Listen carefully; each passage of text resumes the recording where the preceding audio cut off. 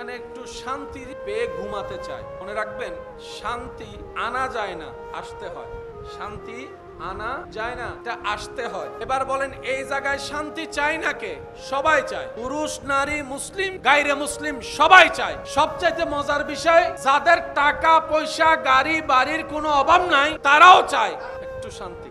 আর এই শান্তিটা আনা যায় না, কেড়ে নেওয়া যায় না, এটা আসতে হয় রবের পক্ষ থেকে। রব যদি না চায়, এই দিল, এই সিনা কখনো শান্তির হবে না। এই সিনাকে শান্তি করার জন্য যে মাধ্যম দিয়ে যেতে হয়, এটার নাম হচ্ছে ইসলাম। কাউকে সম্মান দিলে আপনার সম্মান বাড়বে, এটা আপনি লিখে রাখতে পারেন। আপনি রবের সন্তুষ্টির জন্য একজনকে সম্মান দিবেন, সম্মানিত করবেন, ওই রব আপনাকে 10 জায়গায় থেকে সম্মান এনে দিবেই। এটা রবের ওয়াদা। রবের জন্য কাউকে খাওয়ালে সে সম্পদে কমতি আসে না। রবের জন্য কাউকে কিছু দিলে সেই মূলধনে কখনো কমতি আসে না। রবের জন্য যেটা দেওয়া হয় সেটা অনেক গুণ বেশি হয়ে রব্বুল আলামিন সেই বান্দাকে আবার ফিরিয়ে দেয়। কারণ আল্লাহ কারো দ্বার কর্জ রাখে না, বলেন না সুবহানাল্লাহ।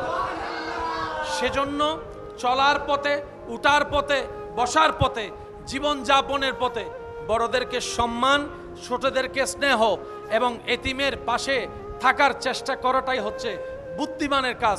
যেখানেই মজলুম দেখবেন সাথে থাকার চেষ্টা করবেন, যেখানেই অভাবী দেখবেন পাশে দাঁড়ানোর চেষ্টা করবেন, সাধ্য মোতাবেক আল্লাহ যাকে যতটুকু তৌফিক দিয়েছেন।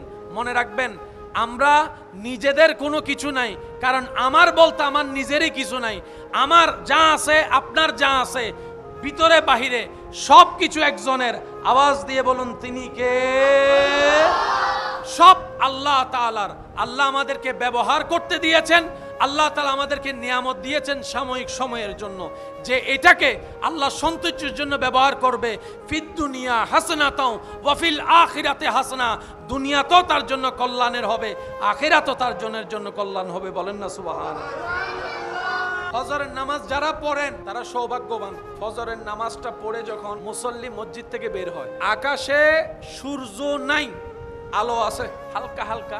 ওই আলোতে যে বাতাস শরীরে লাগে, যে মনকে প্রশ্ন করেন, আপনার মন উত্তর দিবে 24 ঘন্টার যদি তুফানের বাতাসও থাকে, ফজরের বাতাসের মতো স্মুথ, মিষ্টি, মধুর, আদরের, মায়ার বাতাস 24 ঘন্টায় আর কখনো দেখা যায় না। চিকিৎসা বিজ্ঞান বলে, ফজরের টাইমের ওই বাতাস যার শরীরে লাগবে, যার ব্রেনে লাগবে, এটা শরীরের জন্য ভালো, ব্রেনের জন্য ভালো। 24 ঘন্টায় বাতাস আছে, দুপুর, বিকাল, সন্ধ্যা, রাত বাতাস আছে। এখনো বাতাস, বিকালের বাতাস যেরকম গায়ে লাগে, এশারের বাতাস গায়ে। সত্যি করে একটা কথা বলেন তো, 24 ঘন্টার ভিতরে কোন টাইমের বাতাস সবচেয়ে বেশি মজা লাগে? বুঝবেন, আমাদের অনেক সময় বলা বুঝার মধ্যে একটু প্যাঁচ লেগে যায়। আমরা আমাদের মতো বুঝতে গিয়ে অনেক সময় ভালোটা না বুঝে খারাপটা বুঝে ফেলি। ইসলাম ধর্মের দরকারটা কি? এক কথায় বুঝবেন, ইসলাম ধর্মের প্রধান কাজ হচ্ছে শান্তি। কেমন শান্তি? মানসিক শান্তি। ইসলাম ধর্মের কাজ মানসিক শান্তি দেওয়া, শারীরিক শান্তি দেওয়া, মেন্টালি শান্তি দেওয়া, ঘরে শান্তি দেওয়া, সংসারে শান্তি দেওয়া, ব্যবসায় শান্তি দেওয়া, আত্মীয়তার বন্ধনে শান্তি দেওয়া, চাকরি ব্যবসায় শান্তি দেওয়া, বাহিরে শান্তি দেওয়া।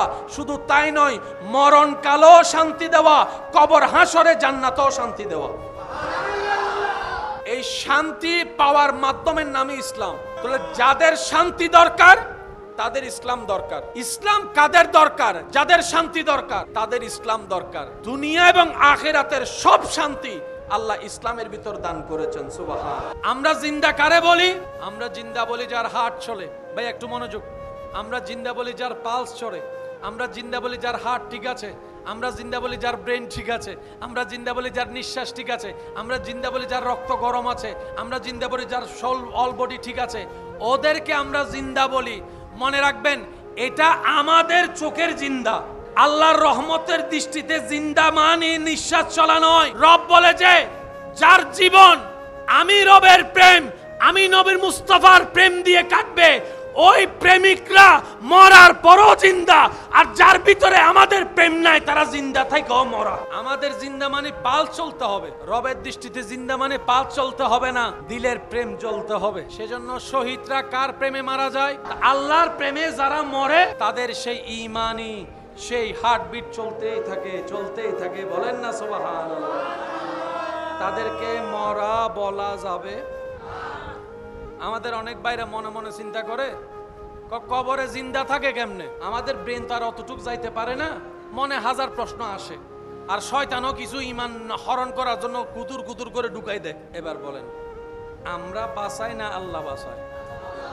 যদি দায়িত্বটা আমাদের উপর হইতো তাহলে প্রশ্ন করাটা সুন্দর ছিল, কারণ আমাদের ক্ষমতার একটা লিমিটেশন আছে না নাই? আরে অনেক সময় বাপে কথা বললে ছেলে মেয়েরা কথা শুনে না, বড় ভাই আদেশ দিলে ছোট ভাইরা শুনে না। আমাদের ক্ষমতাই তো নাই। জিন্দাটা যেহেতু আমরা রাখি নাই, আল্লাহ রাখছে। মুসলমানের কাজ হচ্ছে আমান্না, বিশ্বাস করছি, মানছি, তসলিম করছি, মেনে নিয়েছি। সুবহানাল্লাহ। জগৎ জিজ্ঞেস করে মাটির ভিতর অক্সিজেন ছাড়া বাঁচে কেমনে? বিজ্ঞান উত্তর দেয়, মায়ের পেটের পানির ভিতর আল্লাহ যেরকম তোমারে বাঁচাইছে, মাটির ভিতরেও সেই আল্লাহ তোমারে বাঁচাইছে। আমরা যখন মায়ের পেটে ছিলাম, মায়ের পেটের কি খালি জায়গা ছিল না পানির ভিতর? যারা একটু সন্তানের বাপ হয়েছেন তারা আওয়াজ দিয়ে বলেন আমরা কিসের ভিতর ছিলাম? সেজন্য বাচ্চা অনেক সময় মুভমেন্ট করে, ফাই দিকে, মাথায় দিকে, ফাই দিকে, ঘুরতে থাকে। অনেক সময় শুনেছেন নারীর সাথে বাচ্চা পেঁচাই গিয়েছে, অনেক সময় শুনেছেন বাচ্চা যেখানে আছে সেখানে পানি শুকাই গিয়েছে, পানি কমে গিয়েছে। তো পানির ভিতর তো মানুষ বাঁচে না, কিন্তু রব যখন চায় মাছের পেটের ভিতরও বাঁচে। রব যখন চায় আগুনের ভিতরও ইব্রাহিম নবীর মতো বাঁচে। রব যখন চায় ওই আসমানের উপরও ঈসা পয়গম্বরের মতো বাঁচে। চাওয়াটা কার? শুধু আল্লাহর চাওয়া আছে কিনা এটা দেখতে হবে। আল্লাহ যদি এখন চায় এই আমি অমুক রে এই এলাকার সবচাইতে খারাপ মানুষকে আমার বন্ধু বানাই ফেললাম, ওলি বানাই ফেললাম, বেলায়ত দিয়ে দিলাম, আপনি আমি বিরোধিতা করে কোনো লাভ আছে? জোরে বলেন, লাভ আছে? এখতিয়ার মর্জি কার? সেই আল্লাহ আমাদের জন্য পছন্দ করে সাজিয়ে যে ধর্ম দিয়েছেন, সে ধর্মের নাম হচ্ছে ইন্নাদ্দীনা ইনদাল্লাহিল ইসলাম। আমাদের ধর্মের নাম কি? ইসলামটা কাদের জন্য? যাদের শান্তি দরকার তাদের জন্য। টাকার মধ্যে যা আছে, খাবারের মধ্যে তা, খাবার দিয়ে আপনি যা পাবেন পানি দিয়ে তা পাবেন, পানির মধ্যে যেটা আছে সেটা কাপড় দিয়ে পাবেন। কিন্তু ইসলাম এমন অল ইন ওয়ান, যেটার ভিতরে আপনি সবগুলা পাবেন। এবার আমি আপনাদেরকে ছোট্ট একটা উদাহরণ দিই। সুস্থতার দরকার আছে না নাই? অসুস্থতার মধ্যে অশান্তি, সুস্থতার মধ্যে শান্তি।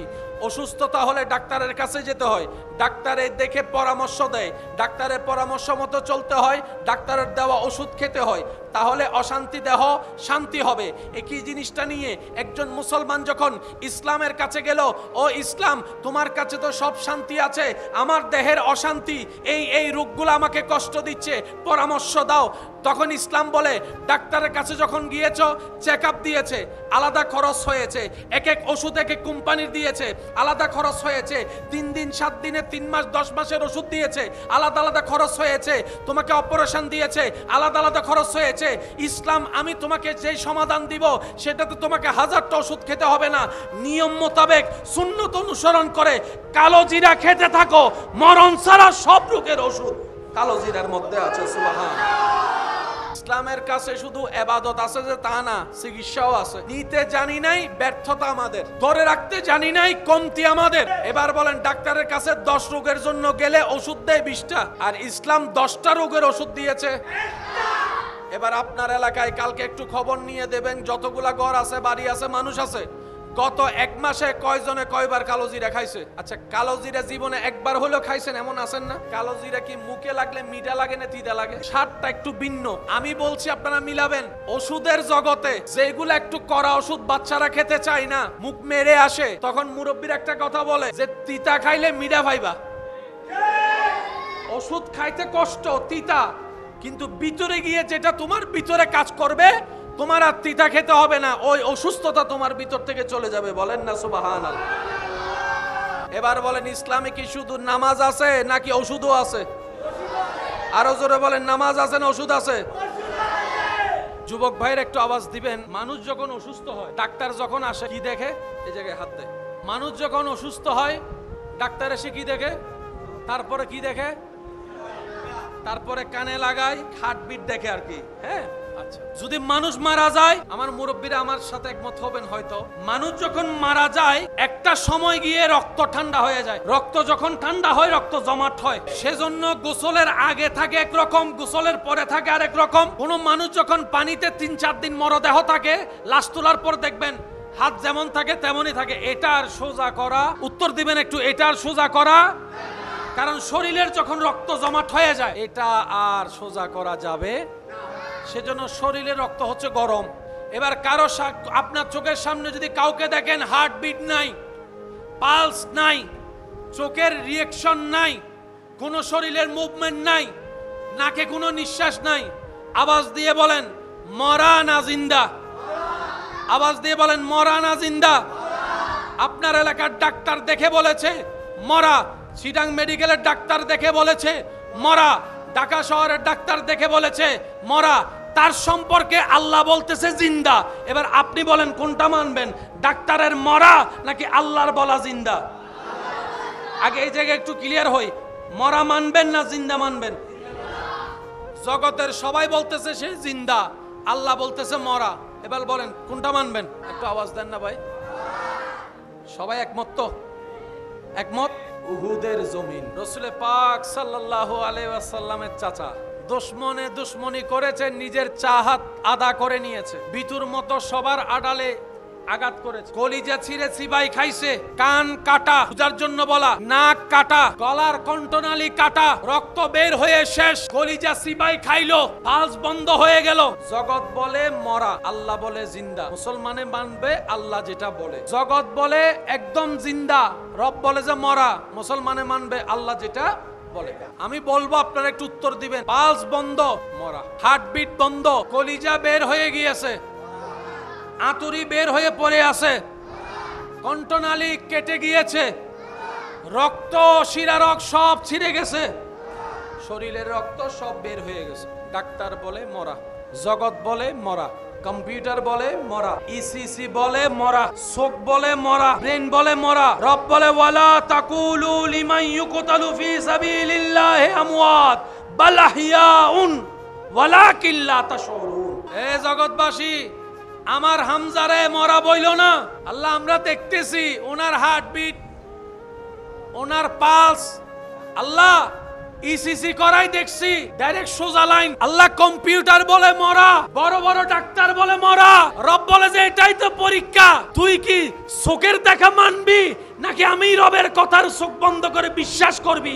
আমি তো সেটাই দেখতে চাচ্ছি। যদি সব জায়গায় ব্রেন খাটাস তাহলে আমি রবের প্রিয় হতে পারবি। মুসলমান কারা রবের ব্যাপারে যে চোখ বন্ধ করে বিশ্বাস করে? জগৎ বলে সম্ভব না, আল্লাহ বলে যে আমি করে দেখাইছি। মুসলমানে বলবে কেউ মানুক না মানুক, আমি মানছি, আমার আল্লাহ করতে পারে, আমার বিশ্বাস আছে।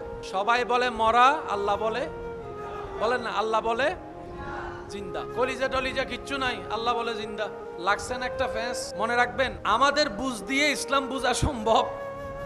আল্লাহর কুদরত বড় চমৎকার।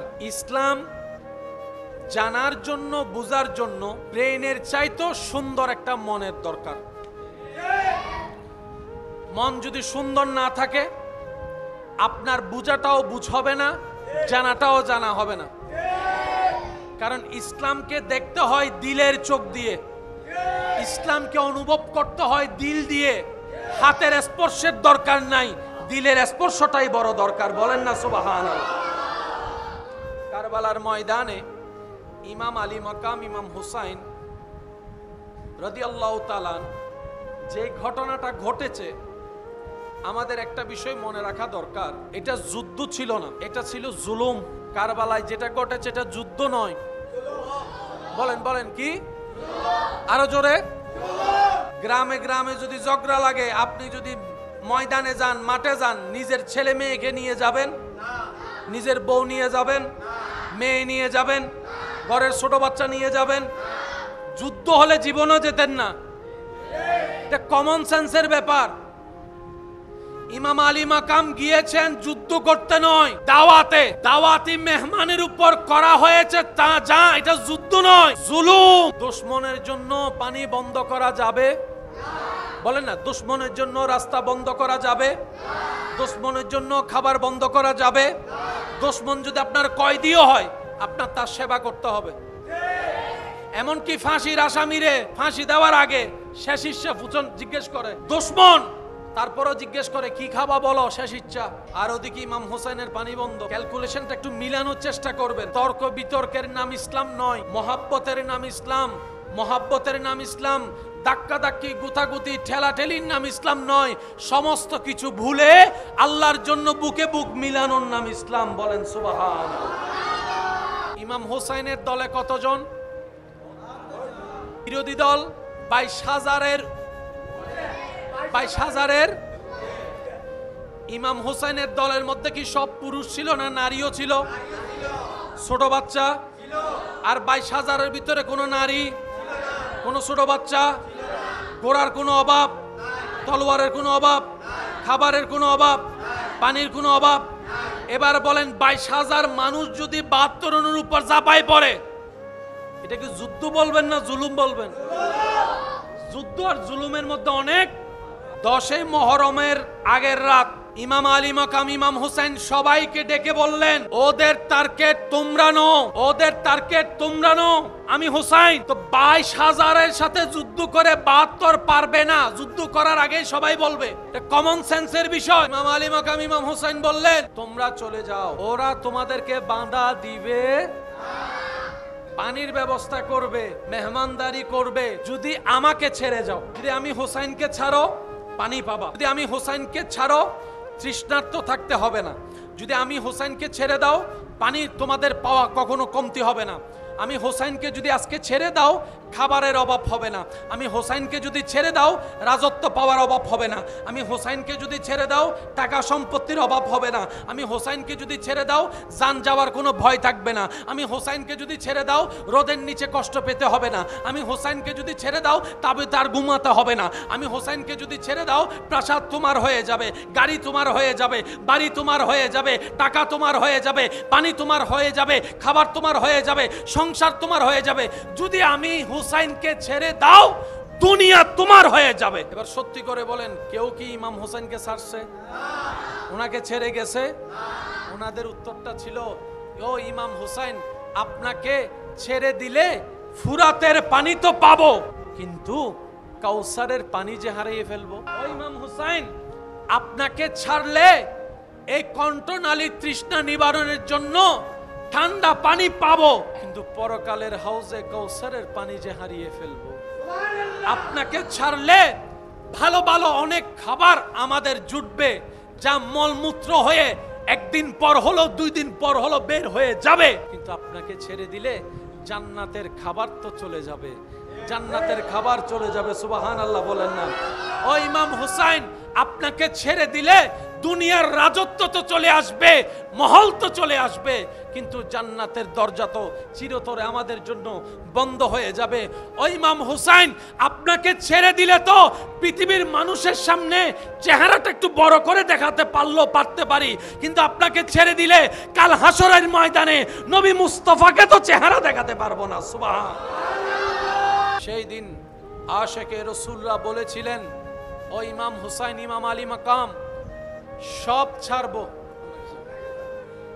এবার জগৎ জিজ্ঞেস করে, থাকলে জোয়ান বয়সে মরে যাবা, থাকলে পানি পাবা না, থাকলে সব হারাবা।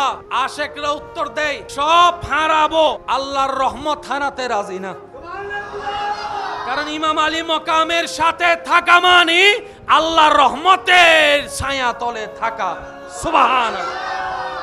এবার আসেন, 10 তারিখ একজন যায়, একজন যায়, একজন যায়, সবার শেষে ইমাম আলী মাকাম ইমাম হোসেন, একজন দুইজন গিয়ে সবার শেষে ইমাম হোসেন। সবার শেষে উনি থাকতে বাতিজা গেল কেমনে? চাচা না আগে যাওয়ার কথা। বাতিজা বলে যে, চাচা, আমার দেহে জান থাকতে আপনার শরীর একটা টুকা লাগতে দিব না। যদি আমি থাকতে আপনার শরীর একটা টুকা লাগে, কাল হাসরের ময়দানে নবীর কাঠগড়ায় আমি আসামি হয়ে যাব। যাকে ইমাম হোসেন মানা করে যাইও না, উনি বলে যে, আমি যদি আজকে না যাই, কাল হাসরে নবীর সামনে দাঁড়ানোর আমার কোনো মুখ থাকবে না, জানটা দিয়ে দিব। কারণ পৃথিবীর মানুষের কাছে মৃত্যুর ব্যাখ্যা একরকম, আশিকে রাসূলের কাছে মৃত্যুর ব্যাখ্যা আরেক রকম। সবাই প্রাণ বাঁচাতে চায়, বাঁচতে চায়, আর আল্লাহর প্রেমিকরা রবের রাস্তায় প্রেম দিয়ে উৎসর্গ করে, নিজের জান উৎসর্গ করে শহীদ হয়ে যেতে চায়। শহীদদেরকে জান্নাতে রব জিজ্ঞেস করবে, ও শহীদগণ, জান্নাতে কি কোনো কিছুর অভাব আছে? শহীদগণ উত্তর দিবে, আল্লাহ, জান্নাতে নাজ নিয়ামতের কোনো অভাব নাই, কিন্তু একটা জিনিসের অভাব আছে। আল্লাহ জিজ্ঞেস করবেন, শহীদ কিসের অভাব? শহীদগণ বলবে, ইয়া রাব্বাল আলামিন, দুনিয়াতে নিজের দেহ জান দিয়ে তোমার প্রেমে, তোমার সন্তুষ্টির জন্য যুদ্ধ করে শহীদ হওয়ার মধ্যে যে মজাটা পাইছিলাম, আল্লাহ আবার দুনিয়াতে পাঠাও, আবার যেন তোমার রাস্তায় শহীদ হয়ে আবার যেন আমি হতে পারি শহীদ, যেন জান্নাতে আসতে পারি, আবার দুনিয়ায় পাঠাবা, আবার শহীদ হতে রাজি আছি। মনে রাখবেন, সাধারণ মানুষের কনসেপ্ট আলাদা, আশেক প্রেমিকদের কনসেপ্ট আলাদা। ইমাম আলী মাকাম যখন শহীদ হয়েছেন, আমার ভাইয়েরা উত্তর দিয়ে বলেন তো, ওনার কি গলা কাটছে নাকি গর্দান কাটছে? গলা কাটছে না গর্দান কাটছে? এবার আপনার কাছে আমার জানতে চাওয়া, কারো যদি গর্দান কাটতে হয় ওনাকে কোন পজিশনে থাকতে হবে? কারো যদি গর্দান কাটতে হয় কোন পজিশনে থাকতে হবে? কোন পজিশন? সিজদায়। সিজদার আগে, রুকুর আগে, কিয়াম, কিয়ামের আগে তাকবীর, তাকবীরের আগে নিয়ত। তার মানে ইমাম হোসেন নামাজে ছিলেন। একটু বুঝবেন কনসেপ্টটা, ইমাম হোসেন কোথায় ছিলেন? আর নামাজের বিধান তো মুসলমানের জন্য এমন, কোন শত্রু যদি নামাজ পড়ে তাকে ওই অবস্থায় অ্যারেস্ট করা যাবে? আওয়াজ দিয়ে বলেন, অ্যারেস্ট করা যাবে যতক্ষণ না সে রবের দরবার থেকে খালি না হয়, সালাম না ফিরায়। তার শরীরে আঘাত দেওয়া যাবে, তাকে আহত করা যাবে। যেখানে সাধারণ একজন পাপী মুসলমানও কোন মানুষকে নামাজ অবস্থায় ডিস্টার্ব করতে রাজি না, সেখানে কারবালা ইমাম হোসেনকে যারা শহীদ করেছে তারা কেমন মুসলমান? নিজের বিবেক দিয়ে প্রশ্ন করলে অঙ্ক মিলে যাবে। ইমাম হোসেন কোথায় ছিলেন? মুখে তসবিহ ছিল কি? সুবহানা রাব্বিয়াল, আয় হায় হায়, একটু যদি বুঝতে পারি, সুবহানা রাব্বিয়াল আলা। রুকুতে নয়, সিজদায়। আর নবী রাহমাতুল্লিল আলামিন বলে, হে আমার উম্মতেরা, তোমরা যখন সিজদা দাও কপালটা তোমাদের জমিনে লাগে না, রবের রহমতের দরবারে গিয়ে লাগে। একজন মানুষ রবের কাছে সবচাইতে নিকটতম কখন? যখন সে সিজদায় থাকে। সাধারণ মানুষ সিজদায় থাকলে রবের কাছে, আর এখানে সিজদা দিচ্ছে ইমাম হোসেন, যিনি পিঠে উঠার কারণে নবী সিজদা থেকে মাথা মোবারক তুলে নাই, তসবিহ বাড়িয়ে গিয়েছেন ইমাম হোসেনের জন্য। আজকে সেই হোসেন সিজদায়। এই কথাটা একটু মাথায় এক সাইডে রাখেন, অন্যদিকের অঙ্কটা একটু ক্লিয়ার করে দিই যাতে শেষটা সুন্দর করে আপনারা বুঝতে পারেন। এজিদ বাহিনী হামলা আগে করছে না পানি বন্ধ আগে? যোগাযোগ বন্ধ, পানি, খাবার।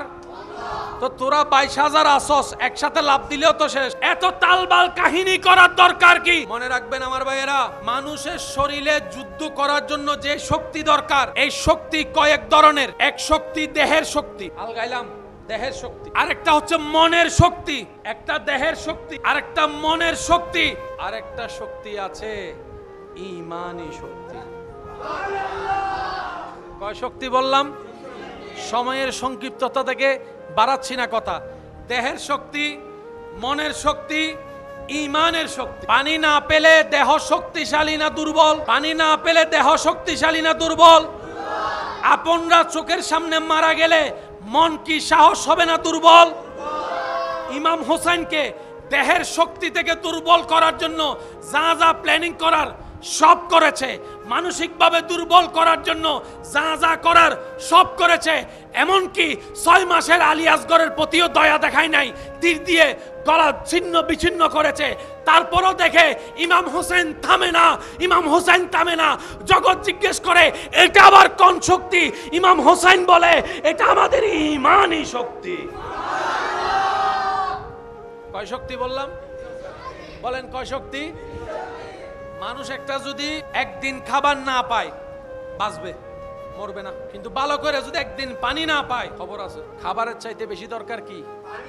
আর ইমাম হোসেনের জন্য পানি বন্ধ করে দিছে এজিদ বাহিনী। কিন্তু দুর্বল, বলেন না দুর্বল, দুর্বল, দুর্বল আমরা একটা কথা বলি, আজকে থেকে ভিন্নভাবে বলার চেষ্টা করব। আশেকদের আমি মনোযোগ চাইবো। আমরা বলি ইমাম হোসেন পানি পাই নাই, না, ইমাম হোসেন পানি চাই নাই। পাই নাই চাই নাই এর ভিতরে আসমান জমিন পার্থক্য। সাধারণ একজন ওলি দোয়া করলে আল্লাহ আসমান ফাইটাইয়ে বৃষ্টি দেয়। কোন একজন মুহাক্কিক আলেম দোয়া করলে আল্লাহ ওনার হাতকে বেইজ্জত করে ফেরত দেয় না। কত নিঃসন্তানের জন্য আল্লাহওয়ালা পছন্দ ব্যক্তিরা হাত তুলে ভিক্ষা চাওয়ার কারণে অনেক নিঃসন্তান মা বাবাকে আল্লাহ সন্তান দিয়ে দামি করেছেন। কথা বলেন ঠিক কিনা? আর এদিকে ইমাম হোসেন যদি একবার বলতেন, আল্লাহ আমি ফুরাতের কাছে যাব না, তোমার কুদরতিতে ফুরাত আমার কাছে এনে দাও, ইমানদার ভাইয়ের আওয়াজ দিয়ে বলেন আল্লাহ কি দিত নাকি দিত না? ইমাম হোসেন যদি একবার বলতেন বৃষ্টি অযোধ্যায় দাও, দিত কি দিত না? ইমাম হোসেন একবারও বলে নাই। ও ইমাম হোসেন বলেন না, বলে যে আমি বলবো না। ও ইমাম হোসেন চান না, বলে যে আমি চাইবো না। কেন? ইমাম হোসেন বলে আজকে আমি তৃষ্ণার্ত থাকলে আমার রব খুশি হবে। আমি বুঝতে পেরেছি রবের খুশির জন্য আমি তৃষ্ণার্ত থেকেই যাব, তৃষ্ণার্ত থেকেই যাব, তৃষ্ণার্ত থেকে যাব। আমার রব চাচ্ছে আমি ধৈর্য ধরে থাকতে পারি কিনা, তাই আমি রবের সেই পরীক্ষা দিতেছি। আমি আজকে পানি চাইবো না। তোরার নজর তো ফুরাতের দিকে, আমি হোসাইন তো দেখতেছি কারবালা জমিন থেকে হাউজে কৌসারের পানি। শব্দ, স্থান, কাল, পাত্র, ব্যক্তি বুঝে বলতে হয়।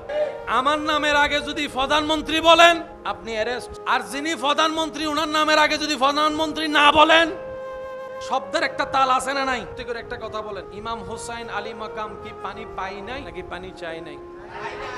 আমরা বলি ইমাম হোসেন ফুরাতের পানি পাই নাই, আশেকরা বলে ফুরাতের তকদির খারাপ, ইমাম হোসেনের ঠোঁট মুবারক পাই নাই। ফুরাতের তকদির খারাপ, ঠোঁট মুবারকের স্পর্শ পাই নাই। যে জবান, যে জিহ্বা মুবারক নবী রাহমাতুল্লিল আলামিন আদর করে মায়া করে চুষতেন, ওই ঠোঁটের স্পর্শ, ওই জিহ্বার স্পর্শ ফুরাতে পাই নাই। তকদির যদি খারাপ হয়, ফুরাতের খারাপ, হোসাইনের না। ফজরের নামাজ যারা পড়েন তারা সৌভাগ্যবান। ফজরের নামাজটা পড়ে যখন মুসল্লি মসজিদ থেকে বের হয়, আকাশে সূর্য নাই, আলো আছে হালকা হালকা। ওই আলোতে যে বাতাস শরীরে লাগে, যে মনকে প্রশ্ন করেন আপনার মন উত্তর দিবে। 24 ঘন্টার যদি তুফানের বাতাসও থাকে, ফজরের বাতাসের মতো স্মুথ, মিষ্টি, মধুর, আদরের, মায়ার বাতাস 24 ঘন্টায় আর কখনো দেখা যায়? চিকিৎসা বিজ্ঞান বলে ফজরের টাইমের ওই বাতাস যার শরীরে লাগবে, যার ব্রেনে লাগবে, এটা শরীরের জন্য ভালো, ব্রেনের জন্য ভালো। 24 ঘন্টায় বাতাস আছে, দুপুর, বিকাল, সন্ধ্যা, রাত বাতাস আছে। এখনো বাতাস, বিকালের বাতাস যেরকম গায়ে লাগে, এশারের বাতাস গায়ে। সত্যি করে একটা কথা বলেন তো, 24 ঘন্টার ভিতরে কোন টাইমের বাতাস সবচেয়ে বেশি মজা লাগে? গ্রামের মানুষের যখন সকাল হয়, শহরের অনেক মানুষের তখন রাত হয়। এবার ডাক্তার বলে শরীর যদি সুস্থ রাখতে চাও শরীরকে পরিশ্রম করাও, শরীর যদি সুস্থ রাখতে চাও হাত পাকে মুভমেন্ট করাও, শরীর যদি সুস্থ রাখতে চাও ব্রেনকে মুভমেন্ট করাও, শরীর যদি সুস্থ রাখতে চাও এমন পরিশ্রম করো শরীর থেকে যেন ঘাম বের হয়, শরীর থেকে যেন ঘাম বের হয়, শরীর থেকে ঘাম বের হয়। আল্লাহর দেওয়া বিধানে একদিন না একদিন সবাইকে আসতেই হবে, হয়তো ইচ্ছা করে আসুক, না হয় বাধ্য হয়ে আসুক। সেজন্য শহরের মানুষের তুলনায় গ্রামের মানুষের রোগ একটু, গ্রামের মানুষের রোগ, শহরের মানুষের রোগ। শরীরে যত রোগ হয় সব রোগের মূল বিন্দু হচ্ছে, সব রোগের উৎপত্তি এই পেট থেকে রোগের সৃষ্টি। সেজন্য ডাক্তারের কাছে গেলে ডাক্তার ওষুধও দেয়, খানাও বাসা দেয়। ও ডাক্তার খানা কেন? ওই খানা থেকেই তো পেটে যায়, পেট থেকে তো রোগ হয়। এবার আমি আপনাদেরকে একটা সিস্টেম বলি, আপনারা একটু আমাকে বুঝে শুনে উত্তর দিবেন। খাবার ডেইলি কয় টাইম? সকাল, দুপুর, রাত। কয় টাইম? আপনার আশেপাশে অনেক রোগীকে দেখবেন যাদেরকে ডাক্তারের পরামর্শে রাতের খাবার বন্ধ। কোনো ডাক্তার এখনো বলে নাই সকালের খাবার বন্ধ। ডাক্তার যখনই পরামর্শ দেয় বলে যে রাতের খাবার, অথবা রাতের খাবার অল্প, বাদ দিয়ে, তাও আবার 5টা খাইও না, আছে না নাই? এবার আসেন, ইসলামকে জিজ্ঞেস করলাম আমরা সুস্থ থাকতে চাই ডাক্তার থেকে শুনেছি রোগের উৎপত্তি নাকি পেট, পেটে তো খাবার, খাবারের 3 টাইম। আমরা কোন টাইমে কিভাবে খাবো? ইসলাম বলে সকালের খাবার রাজার মতো খাও, দুপুরের খাবার রাজার ছেলের মতো খাও, রাতের খাবার ফকিরের মতো খাও। এই নিয়মে যদি তুমি খেতে পারো শরীর তোমার সুস্থ থাকবে। এখন ইসলাম যেই কথা সুস্থতার জন্য 1450 বছর আগে জগৎকে জানা দিয়েছে, বর্তমান WHO সংস্থা বিশ্ববাসীকে বলে ওই নিয়মটাই যেটা ইসলাম জানিয়েছে। বলেন সুবহান। প্রত্যেকটা যতগুলা প্রশাসনিক দল আছে, বিভিন্ন দল, সবচাইতে বেশি মানুষ পছন্দ করে, সম্মান করে, ভয় পায় কোন দলকে? পুলিশ না আর্মি? পুলিশও বাঙালি, আর্মিও বাঙালি, র্যাবও বাঙালি, আর্মিও বাঙালি, কিন্তু আর্মির প্রতি আপনার এত শ্রদ্ধা কেন? আপনি একটু খেয়াল করে দেখবেন, অন্যান্য ডিপার্টমেন্টের মানুষের চাইতে আর্মির মানুষের নিয়ম ভিন্ন, কানুন ভিন্ন, চলা ভিন্ন, ঘুম ভিন্ন, উঠা ভিন্ন, সব কিছু যে নিয়ম মেনে চলে অটোমেটিক তার প্রতি আপনার শ্রদ্ধা চলে আসছে। তা আর্মির একটা নিয়ম কানুন সাজেশন আছে না নাই? রাতের বাদ কয়টায়, দিনের বাদ কয়টায়, ঘুম কয়টায়। যেমন আর্মিদের একটা নিয়ম হচ্ছে রাতের 10টার ভিতরে, আবার বলছি রাতের 10টার ভিতরে কারো যদি ঘুম না আসে মোবাইল চিপতে মন চাই চিবেন, কিন্তু পাশের জনের জন্য ডিস্টার্ব না হয়। রাতে 3টায় ঘুম যায়, মন চাইলে 3টায় ঘুমান, সমস্যা নাই, কিন্তু ফজরে ঠিক আজানের আগে উঠতে হবে। যদি না উঠে পানিশমেন্ট যা দেওয়ার তা দেয়। আর্মি যখন একটা নিয়মে চলে, ওই শৃঙ্খলার কারণে আর্মিদের বডি আলাদা, শরীরের মুভমেন্ট আলাদা, চিন্তা আলাদা। এইরকম মানুষকে কন্ট্রোল করার জন্য কিছু নিয়মের দরকার। ইসলাম বলে একই নিয়ম তো আমরাও দিয়েছি 1450 বছর আগে।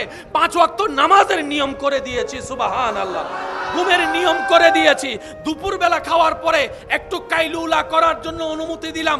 রাত্রেবেলা ঘুমানোর পরে 40 কদম হাঁটার অনুমতি দিলাম। পানি কিভাবে খেতে হয় ইসলাম শিখিয়ে দিয়েছে। ভাত কিভাবে খেতে হয় ইসলাম শিখিয়ে দিয়েছে, সুবহানাল্লাহ বলতে থাকি।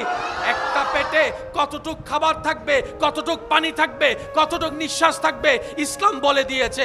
খাবার কোনটা ভালো কোনটা খারাপ ইসলাম জানিয়ে দিয়েছে। পানি কতটুক ভালো কতটুক খারাপ ইসলাম জানিয়ে দিয়েছে। শুধু তাই নয়, আজওয়া খেজুরের উপকার ইসলাম জানিয়ে দিয়েছে, শাকসবজির উপকার ইসলাম জানিয়ে দিয়েছে, খাবার শুরুর নিয়মও জানিয়ে দিয়েছে, খাবার শেষের নিয়মও জানিয়ে দিয়েছে। মানি নাই মানার মতো দোষ, মানি নাই মানার মতো দোষ, ব্যর্থতা। সকালের খাবার কেন অনেক ছেলে মেয়ে এমন আছে যারা ফজরের নাস্তাও করে না, ফজরের নাস্তা ঠিক মতো করে, আর ফজরের নাস্তা করে দুপুর 12টায়। রাতের খাবার খেতে হয় তাড়াতাড়ি। আপনাদের পরিচিত কোন আল্লাহওয়ালা ব্যক্তি থাকলে ওনাদের জীবনী দেখবেন, অনেক মুরব্বী আল্লাহর ওলিরা আলেমরা রাতের খাবার এশারের টাইমের আগেই মানতে পারি নাই আওয়াজ দিয়ে বলেন, দোষ কাদের? ব্যর্থতা কাদের? আল্লাহর দেওয়া নিয়ামত ধরে রাখতে জানি নাই, দোষ কাদের?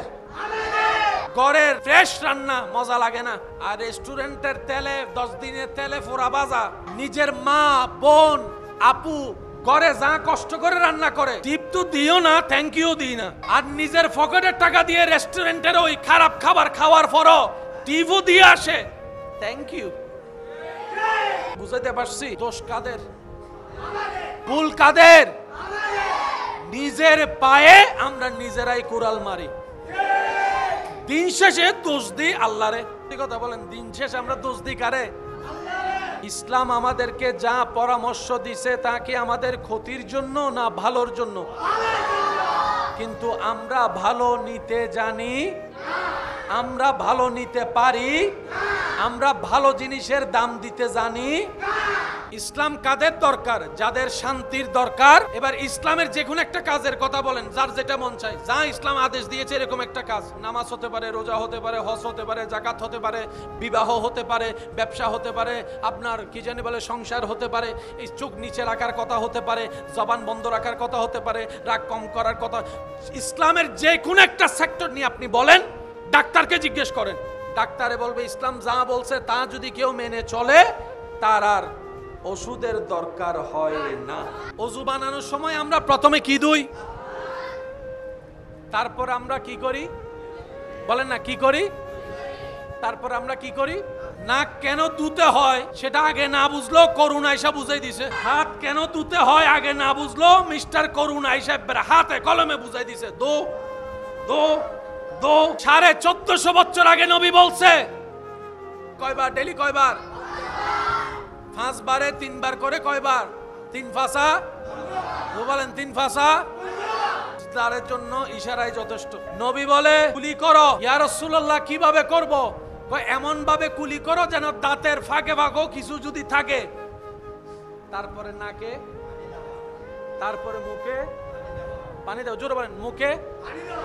এবার বলেন এখানে দাড়ি আছে দেখা যায় কি যায় না, এখানে কেশ আছে লোম আছে দেখা যায় কি যায় না, কিন্তু এইখানে লোম দেখা যায়, এখানে লোম দেখা যায়। আপনি যদি কোনো একটা ফেসিয়াল ডাক্তারের কাছে যান, উনি আপনাকে যে কোনো চিকিৎসা দেওয়ার আগে প্রথম একটা কথা বলবে, ভালো করে পানি দিয়ে মুখ ধো, ভালো করে পানি দিয়ে মুখ ধো। ইসলামও বলে 5 ওয়াক্তে 5 বার অজুর মাধ্যমে পানি দিয়ে মুখ ধো। আপনি শুনলে অবাক হয়ে যাবেন, পানিটা যখন আমি চেহারায় দিই, এই পানিটা এখানে অদেখা কিছু কোষ আছে, লোম আছে, অণুবীক্ষণ যন্ত্র ছাড়া যা দেখা যায় না, ওই পানিটা যাওয়ার পরে কোষগুলা জাগ্রত হয়। সেজন্য যারা বেশি অজু করে তাদের চেহারায় বেশি নূর আসে, সুন্দর আসে। সুবহানাল্লাহ। তাহলে ফেয়ার আর লাভলি চিকিৎসাও আল্লাহ তাআলা আমাদের জন্য অজুর মধ্যে দান করেছেন। নিতে জানি নাই দোষ, নিতে জানি নাই দোষ, পালন করতে জানি নাই দোষ। এবার আসেন, তারপর মাথা মাসা করতে গিয়ে আমরা গাড়ের মধ্যে পানি দিই না? তুই করে বলেন প্রেসার যখন হয়, প্রেসার তখন কোথায় পানি দেয়? প্রেসার ফিল হলে তখন পানি কোথায় দেয়? হাড়ে যখন পানির স্পর্শ পায় প্রেসারি রোগীদের জন্য এটা অনুভবটা ভালো হয়। ইসলাম বলে এমন অজুর ব্যবস্থা করে দিয়েছিলাম, তোমার এই অজু দিয়ে শুধু জান্নাতের নামাজ হবে তা না, তোমার শারীরিক রোগের অনেক রোগের চিকিৎসা আমি আল্লাহ এই অজুর নিয়ামতের ভিতর দান করে দিয়েছে। মেজাজ যখন বেশি গরম হয়, পায়ের তালু পানিতে ভিজায় রাখলে, শরীরে যখন জ্বর আসে জলপট্টি দেয় কপালে, আবার কাপড় দিয়ে বুক মুছে দেয়, হাত মুছে দেয়, পা মুছে দেয়, তলা মুছে দেয়। মানবের শরীরের, মনে রাখবেন এটা, ইন্টারনাল এক্সটার্নাল, দেখা অদেখা সর্বপ্রকার ভালো কল্যাণ আল্লাহ ইসলামের ভিতর দান করে দিয়েছে। এই ইসলাম আমাদের পালন করার দরকার আছে না নাই? নিজের ভালোর জন্য হলেও, দের লাভের জন্য হলেও এই ইসলামকে পালন করার দরকার। আল্লাহ তাআলা আমাদের সবাইকে একটু বুঝার, আমল করার তৌফিক দান করুন। আল্লাহ তাআলা ইসলামের নাজ, নিয়ামত, বরকত আমাদের সবার ভাগ্যে নসিব করুন। ইসলামের ইজ্জত রক্ষা করে একজন মুসলিম হিসেবে, নবীর ওয়াফাদার উম্মত হিসেবে মেনে চলার আল্লাহ আমাদের সবাইকে তৌফিক দান করুন। আসুন ভাইয়েরা, এতটুক কথা কি বুঝতে পেরেছি? আমরা এখন বসে আছি সবাই আল্লাহর ঘরে। ফ্রিতে কোনো জিনিস পেলে দাম থাকে না, এটা সবাই জানি। রব্বুল আলামিন রাহমাতুল লিল আলামিন নবীর সাদকায় অনেক দামি দামি জিনিস আমাদের জন্য সহজ করে দিয়েছে। অনেক অনেক দামি জিনিস যা টাকা দিয়েও পাওয়া যায় না, এমন সম্পদ আল্লাহ তাআলা আপনার জন্য, আমার জন্য, আমাদের জন্য নবী রাহমাতুল লিল আলামিনের উসিলায় একদম সহজ করে দিয়েছে। বসে আছি কার ঘর? কুল জাহানের স্রষ্টার ঘর, যেখানে কোটিপতির ঘরে ঢুকা আপনার আমার পক্ষে সম্ভব নয়, প্রধানমন্ত্রীর ঘরের এরিয়ার মধ্যে যাওয়া সম্ভব নয়, সেখানে বিশ্বজাহানের স্রষ্টার ঘরে বসে আছি। না আমাদের বসার ঠিক, না আমাদের কাপড়ের ঠিক, না আমাদের যোগ্যতার ঠিক আছে, না আমাদের জ্ঞানের ঠিক আছে, যোগ্যতার কোনো কিছুই নেই এই ঘরের আশেপাশে দাঁড়ানোর মতো। তো আল্লাহ আমাদেরকে ঘরে ঢোকার ব্যবস্থা করে দিয়েছে। যেই কোরআন পৃথিবীর সমস্ত বই কিতাবকে চ্যালেঞ্জ করতে পারে এবং জিতে আসতে পারে, যেই কোরআনের প্রত্যেকটা হরফ নূর আর নূর, সুবহানাল্লাহ, যেই কোরআনের প্রত্যেকটা আয়াতে আয়াতে রহমত, যেই কোরআনের প্রত্যেকটা পাতায় পাতায় মুমিনদের জন্য কল্যাণ এবং সুন্দর রাস্তার ব্যবস্থা, যে কোরআনের প্রত্যেকটা লফজ কুল জাহানের স্রষ্টার কালাম, সেই কোরআন আপনার আমার ঘরে। কোরআন টাকা দিয়ে কিনা সম্ভব? প্রত্যেকটা কিছুর একটা রেজিস্ট্রি আছে, দলিল আছে, আছে না? দলিল আছে না? আপনি যদি কোনো কোম্পানির ডিলারশিপ নেন, ওখানে একটা সিগনেচার নিতে হবে, তারপর আপনি সেই কোম্পানির একটা সেলারম্যান হতে পারবেন। আল্লাহর ঘর আপনার ঘরের পাশে, আপনার রবের ঘর আপনার ঘরের পাশে। কত বড় খুশনসিব আমাদের।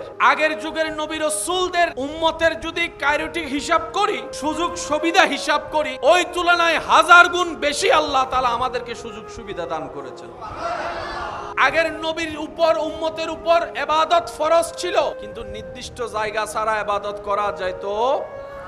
আর আপনার আমার জন্য যেখানে যাই সেখানেই ইবাদত। জোহরের নামাজ যদি আপনি ঘরে পড়েন, আসরের নামাজ আপনি গাড়ি থেকে নেমে আপনি আগ্রাবাদেও পড়তে পারবেন। আগ্রাবাদে আসরের নামাজটা শেষ করে মাগরিবের নামাজটা বদদারাট এসেও পড়তে পারবেন। আপনার যেখানে মন চায় সেখানেই আপনি আল্লাহর জন্য ইবাদত করতে পারবেন। আগের যুগের নবী রাসূলের উম্মতের জন্য ইবাদতের জায়গা ছিল নির্ধারণ, স্থান ছিল নির্ধারণ, সময় ছিল নির্ধারণ, পরিবেশ ছিল নির্ধারণ। যা পালন করা সবার জন্য কষ্টকর হয়ে যেত। সকালে যদি একটা কাজে যেত, ইবাদতের আগে আগে আবার সেই জায়গায় চলে আসতে হতো। আল্লাহ তাআলা বলে, আপনারা ও নবী রাহমাতুল লিল আলামিন, আপনার উম্মতের জন্য কষ্ট হয় এমন কোন কাজ আমি আল্লাহ চাপাই দিব না।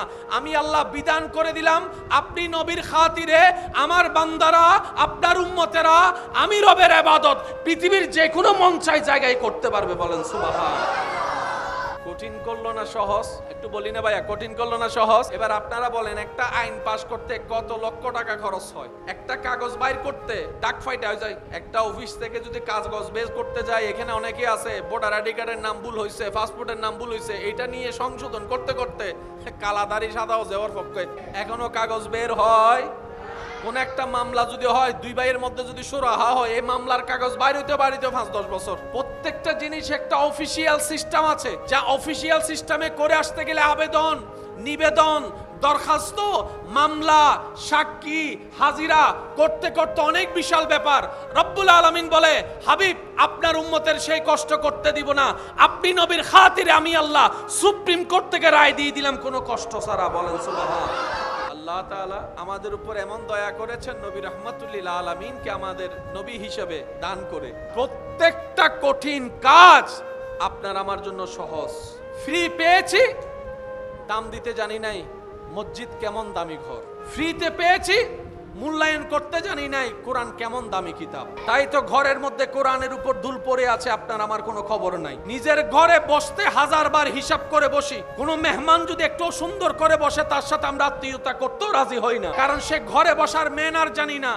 আফসোস আমার জন্য, আল্লাহর ঘরে কিভাবে ঢুকতে হয় তা এখনো শিখতে পারলাম না। আল্লাহর ঘরে কোন আদবে বসতে হয় তা এখনো বুঝতে পারলাম না। আল্লাহর ঘরে কিভাবে কথা বলতে হয় সে আওয়াজটুকু এখন আমরা শিখতে পারলাম না। অপরাধ আমাদের, ব্যর্থতা আমাদের। কথা বলেন ঠিক কিনা? না হয় রব্বুল আলামিন মেহেরবানি করে নবী রাহমাতুল লিল আলামিনের খাতিরে কমতি বলে কোনো শব্দ রাখে নাই। ইন্নাদ-দীনা ইনদাল্লাহিল ইসলাম। এই মসজিদের যিনি জায়গা দিয়েছেন, উনি কি এখন বেঁচে আছেন? কিন্তু উনি না থাকলেও ওনার সওয়াব, একটা শুধু উদাহরণ, যার যত শক্তি আছে একবার বলেন সুবহানাল্লাহ।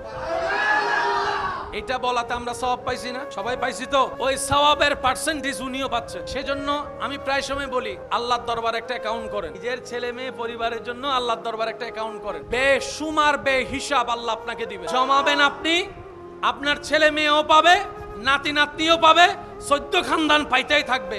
এটা আর কমবে না, এটা বাড়তেই থাকবে। বলেন না সুবহানাল্লাহ। বুঝতে পারছি? সেজন্য মহাব্বতের শব্দ আলাদা, আপনি না বলেন সেটা আপনার ব্যক্তিগত ব্যাপার, কিন্তু এশকের ভাষা আলাদা, মহাব্বতের ভাষা আলাদা। কার দিয়ে বলেন সুবহানাল্লাহ। হযরত আব্বাস আলমদার, ওনার সম্পর্কে একটু ইউটিউবে ফেসবুকে আপনি একটু সার্চ দিয়ে দেখবেন। ওটা আমি আজকে আর তুলছি না।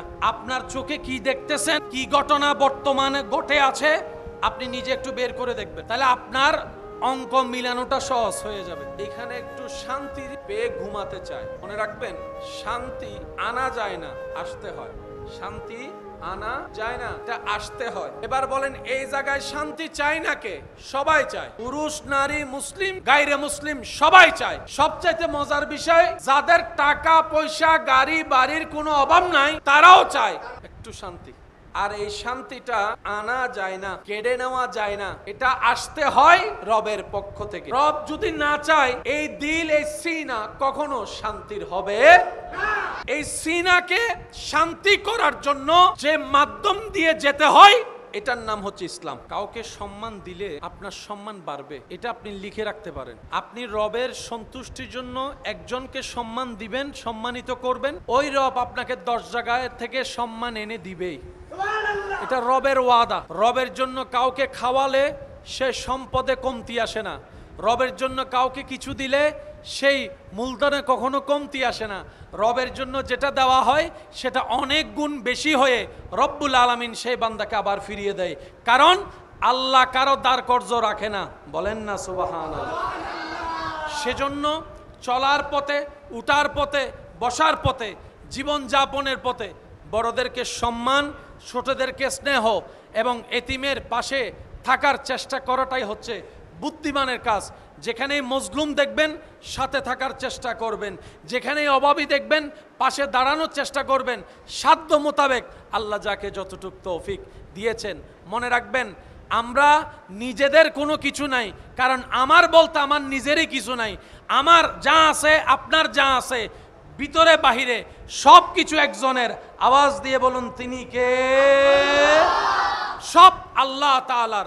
আল্লাহ আমাদেরকে ব্যবহার করতে দিয়েছেন, আল্লাহ তাআলা আমাদেরকে নিয়ামত দিয়েছেন সাময়িক সময়ের জন্য, যে এটাকে আল্লাহ সন্তুষ্টির জন্য ব্যবহার করবে। ফিদ দুনিয়া হাসনাতাও ওয়া ফিল আখিরাতে হাসনা। দুনিয়াতেও তার জন্য কল্যাণের হবে, আখিরাতেও তার জন্য কল্যাণ হবে, বলেন না সুবহানাল্লাহ। ফজরের নামাজ যারা পড়েন তারা সৌভাগ্যবান। ফজরের নামাজটা পড়ে যখন মুসল্লি মসজিদ থেকে বের হয়, আকাশে সূর্য নাই, আলো আছে হালকা হালকা। ওই আলোতে যে বাতাস শরীরে লাগে, যে মনকে প্রশ্ন করেন আপনার মন উত্তর দিবে। 24 ঘন্টার যদি তুফানের বাতাসও থাকে, ফজরের বাতাসের মতো স্মুথ, মিষ্টি, মধুর, আদরের, মায়ার বাতাস 24 ঘন্টায় আর কখনো দেখা যায় না। চিকিৎসা বিজ্ঞান বলে ফজরের টাইমের ওই বাতাস যার শরীরে লাগবে, যার ব্রেনে লাগবে, এটা শরীরের জন্য ভালো, ব্রেনের জন্য ভালো। 24 ঘন্টায় বাতাস আছে, দুপুর, বিকাল, সন্ধ্যা, রাত বাতাস আছে। এখনো বাতাস, বিকালের বাতাস যেরকম গায়ে লাগে, এশারের বাতাস গায়ে। সত্যি করে একটা কথা বলেন তো, 24 ঘন্টার ভিতরে কোন টাইমের বাতাস সবচেয়ে বেশি মজা লাগে? বুঝবেন, আমাদের অনেক সময় বলা বুঝার মধ্যে একটু প্যাঁচ লেগে যায়। আমরা আমাদের মতো বুঝতে গিয়ে অনেক সময় ভালোটা না বুঝে খারাপটা বুঝে ফেলি। ইসলাম ধর্মের দরকারটা কি? এক কথায় বুঝবেন, ইসলাম ধর্মের প্রধান কাজ হচ্ছে শান্তি। কেমন শান্তি? মানসিক শান্তি। ইসলাম ধর্মের কাজ মানসিক শান্তি দেওয়া, শারীরিক শান্তি দেওয়া, মেন্টালি শান্তি দেওয়া, ঘরে শান্তি দেওয়া, সংসারে শান্তি দেওয়া, ব্যবসায় শান্তি দেওয়া, আত্মীয়তার বন্ধনে শান্তি দেওয়া, চাকরি ব্যবসায় শান্তি দেওয়া, বাহিরে শান্তি দেওয়া। শুধু তাই নয়, মরণকালেও শান্তি দেওয়া, কবর হাসরে জান্নাতেও শান্তি দেওয়া। এই শান্তি পাওয়ার মাধ্যমের নামই ইসলাম। তাহলে যাদের শান্তি দরকার তাদের ইসলাম দরকার। ইসলাম কাদের দরকার? যাদের শান্তি দরকার তাদের ইসলাম দরকার। দুনিয়া এবং আখিরাতের সব শান্তি আল্লাহ ইসলামের ভিতর দান করেছেন। সুবহান। আমরা জিন্দা কারে বলি? আমরা জিন্দা বলি যার হার্ট চলে। ভাই একটু মনোযোগ। আমরা জিন্দা বলি যার পালস চলে। আমরা জিন্দা বলি যার হার্ট ঠিক আছে। আমরা জিন্দা বলি যার ব্রেন ঠিক আছে। আমরা জিন্দা বলি যার নিঃশ্বাস ঠিক আছে। আমরা জিন্দা বলি যার রক্ত গরম আছে। আমরা জিন্দা বলি যার অল বডি ঠিক আছে। ওদেরকে আমরা জিন্দা বলি। মনে রাখবেন, এটা আমাদের চোখের জিন্দা। আল্লাহর রহমতের দৃষ্টিতে জিন্দা মানে নিঃশ্বাস চলা নয়। রব বলে যে যার জীবন আমি রবের প্রেম, আমি নবীর মুস্তাফার প্রেম দিয়ে কাটবে, ওই প্রেমিকরা মরার পরও জিন্দা। আর যার ভিতরে আমাদের প্রেম নাই তারা জিন্দা থেকেও মরা। আমাদের জিন্দা মানে পাল চলতে হবে। রবের দৃষ্টিতে জিন্দা মানে পাল চলতে হবে না, দিলের প্রেম জ্বলতে হবে। সেজন্য শহীদরা কার প্রেমে মারা যায়? আল্লাহর প্রেমে যারা মরে তাদের সেই ঈমানি, সেই হার্টবিট চলতেই থাকে, চলতেই থাকে। বলেন না সুবহানাল্লাহ। তাদেরকে মরা বলা যাবে। আমাদের অনেক বাইরে মনে মনে চিন্তা করে কবরে জিন্দা থাকে কেমনে? আমাদের ব্রেন তো আর অতটুক যাইতে পারে না। মনে হাজার প্রশ্ন আসে, আর শয়তানও কিছু ঈমান হরণ করার জন্য কুতুর কুতুর করে ঢুকাই দেয়। এবার বলেন, আমরা বাঁচাই না আল্লাহ বাঁচায়? যদি দায়িত্বটা আমাদের উপর হইতো তাহলে প্রশ্ন করাটা সুন্দর ছিল, কারণ আমাদের ক্ষমতার একটা লিমিটেশন আছে না নাই? আরে অনেক সময় বাপে কথা বললে ছেলে মেয়েরা কথা শুনে না, বড় ভাই আদেশ দিলে ছোট ভাইরা শুনে না। আমাদের ক্ষমতাই তো নাই। জিন্দাটা যেহেতু আমরা রাখি নাই, আল্লাহ রাখছে। মুসলমানের কাজ হচ্ছে আমার না, বিশ্বাস করছি, মানছি, তসলিম করছি, মেনে নিয়েছি। সুবহানাল্লাহ। জগৎ জিজ্ঞেস করে মাটির ভিতর অক্সিজেন ছাড়া বাঁচে কেমনে? বিজ্ঞান উত্তর দেয়, মায়ের পেটের পানির ভিতর আল্লাহ যেরকম তোমারে বাঁচাইছে, মাটির ভিতরেও সেই আল্লাহ তোমারে বাঁচাইছে। আমরা যখন মায়ের পেটে ছিলাম, মায়ের পেটের কি খালি জায়গা ছিল না পানির ভিতর? যারা একটু সন্তানের বাপ হয়েছেন তারা আওয়াজ দিয়ে বলেন আমরা কিসের ভিতর ছিলাম? সেজন্য বাচ্চা অনেক সময় মুভমেন্ট করে, ফাই দিকে, মাথায় দিকে, ফাই দিকে, ঘুরতে থাকে। অনেক সময় শুনেছেন নারীর সাথে বাচ্চা পেঁচাই গিয়েছে, অনেক সময় শুনেছেন বাচ্চা যেখানে আছে সেখানে পানি শুকাই গিয়েছে, পানি কমে গিয়েছে। তো পানির ভিতর তো মানুষ বাঁচে না, কিন্তু রব যখন চায় মাছের পেটের ভিতরেও বাঁচে। রব যখন চায় আগুনের ভিতরেও ইব্রাহিম নবীর মতো বাঁচে। রব যখন চায় ওই আসমানের উপরেও ঈসা পয়গম্বরের মতো বাঁচে। চাওয়াটা কার? শুধু আল্লাহর চাওয়া আছে কিনা এটা দেখতে হবে। আল্লাহ যদি এখন চায় এই আমি অমুক রে এই এলাকার সবচাইতে খারাপ মানুষকে আমার বন্ধু বানাই ফেললাম, ওলি বানাই ফেললাম, বেলায়ত দিয়ে দিলাম, আপনি আমি বিরোধিতা করে কোনো লাভ আছে? জোরে বলেন লাভ আছে? এখতিয়ার মর্জি কার? সেই আল্লাহ আমাদের জন্য পছন্দ করে সাজিয়ে যে ধর্ম দিয়েছেন, সে ধর্মের নাম হচ্ছে ইন্নাদ্দীনা ইনদাল্লাহিল ইসলাম। আমাদের ধর্মের নাম কি? ইসলামটা কাদের জন্য? যাদের শান্তি দরকার তাদের জন্য। টাকার মধ্যে যা আছে, খাবারের মধ্যে তা, খাবার দিয়ে আপনি যা পাবেন পানি দিয়ে তা পাবেন, পানির মধ্যে যেটা আছে সেটা কাপড় দিয়ে পাবেন। কিন্তু ইসলাম এমন অল ইন ওয়ান, যেটার ভিতরে আপনি সবগুলা পাবেন। এবার আমি আপনাদেরকে ছোট্ট একটা উদাহরণ দিই। সুস্থতার দরকার আছে না নাই? অসুস্থতার মধ্যে অশান্তি, সুস্থতার মধ্যে শান্তি। অসুস্থতা হলে ডাক্তারের কাছে যেতে হয়, ডাক্তারে দেখে পরামর্শ দেয়, ডাক্তারের পরামর্শ মতো চলতে হয়, ডাক্তারের দেওয়া ওষুধ খেতে হয়, তাহলে অশান্তি দেহ শান্তি হবে। একই জিনিসটা নিয়ে একজন মুসলমান যখন ইসলামের কাছে গেল, ও ইসলাম তোমার কাছে তো সব শান্তি আছে, আমার দেহের অশান্তি, এই রোগগুলো আমাকে কষ্ট দিচ্ছে, পরামর্শ দাও। তখন ইসলাম বলে ডাক্তারের কাছে যখন গিয়েছ, চেক আপ দিয়েছে, আলাদা খরচ হয়েছে, এক ওষুধ এক কোম্পানির দিয়েছে, আলাদা খরচ হয়েছে, 3 দিন 7 দিনে 3 মাস 10 মাসের ওষুধ দিয়েছে, আলাদা আলাদা খরচ হয়েছে, তোমাকে অপারেশন দিয়েছে, আলাদা আলাদা খরচ হয়েছে। ইসলাম আমি তোমাকে যেই সমাধান দিব সেটাতে তোমাকে 1000টা ওষুধ খেতে হবে না, নিয়ম মোতাবেক সুন্নত অনুসরণ করে কালো জিরা খেতে থাকো, মরণ ছাড়া সব রোগের ওষুধ কালো জিরার মধ্যে আছে। সুবহানাল্লাহ। ইসলামের কাছে শুধু ইবাদত আছে যে তা না, চিকিৎসাও আছে। নিতে জানি নাই ব্যর্থতা আমাদের, ধরে রাখতে জানি নাই কমতি আমাদের। এবার বলেন ডাক্তারের কাছে 10 রোগের জন্য গেলে ওষুধ দেয় 20টা, আর ইসলাম 10টা রোগের ওষুধ দিয়েছে। এবার আপনার এলাকায় কালকে একটু খবর নিয়ে দেবেন, যতগুলা ঘর আছে, বাড়ি আছে, মানুষ আছে, গত 1 মাসে কয়জনে কয়বার কালো জিরা খাইছে? আচ্ছা, কালো জিরা জীবনে একবার হলেও খাইছেন এমন আছেন না? কালো জিরা কি মুখে লাগলে মিঠা লাগে না তিতা লাগে? স্বাদটা একটু ভিন্ন। আমি বলছি আপনারা মিলাবেন। ওষুধের জগতে যেগুলো একটু কড়া ওষুধ বাচ্চারা খেতে চায় না, মুখ মেরে আসে, তখন মুরব্বীর একটা কথা বলে যে তিতা খাইলে মিঠা ভাইবা। ওষুধ খাইতে কষ্ট, তিতা, কিন্তু ভিতরে গিয়ে যেটা তোমার ভিতরে কাজ করবে, তোমার আর তিতা খেতে হবে না, ওই অসুস্থতা তোমার ভিতর থেকে চলে যাবে। বলেন না সুবহানাল্লাহ। এবার বলেন ইসলামে কি শুধু নামাজ আছে নাকি ওষুধও আছে? আরো জোরে বলেন, নামাজ আছে না ওষুধ আছে? যুবক ভাইয়ের একটু আওয়াজ দিবেন। মানুষ যখন অসুস্থ হয়, ডাক্তার যখন আসে কি দেখে? এই জায়গায় হাত দেয়। মানুষ যখন অসুস্থ হয়, ডাক্তার এসে কি দেখে? তারপরে কি দেখে?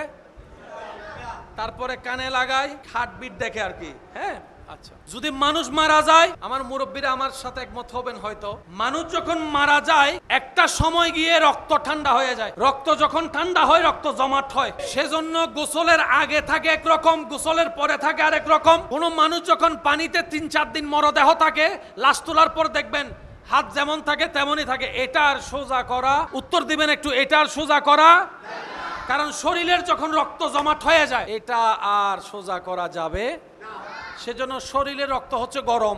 এবার কারো আপনার চোখের সামনে যদি কাউকে দেখেন হার্টবিট নাই, পালস নাই, চোখের রিয়েকশন নাই, কোনো শরীরের মুভমেন্ট নাই, নাকে কোনো নিঃশ্বাস নাই, আওয়াজ দিয়ে বলেন মরা না জিন্দা, আওয়াজ দিয়ে বলেন মরা না জিন্দা।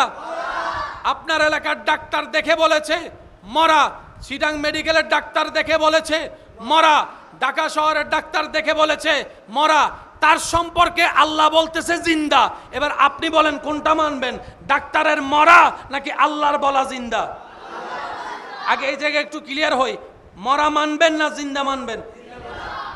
জগতের সবাই বলতেছে সে জিন্দা, আল্লাহ বলতেছে মরা, এবার বলেন কোনটা মানবেন? একটু আওয়াজ দেন না ভাই। সবাই একমত তো? একমত।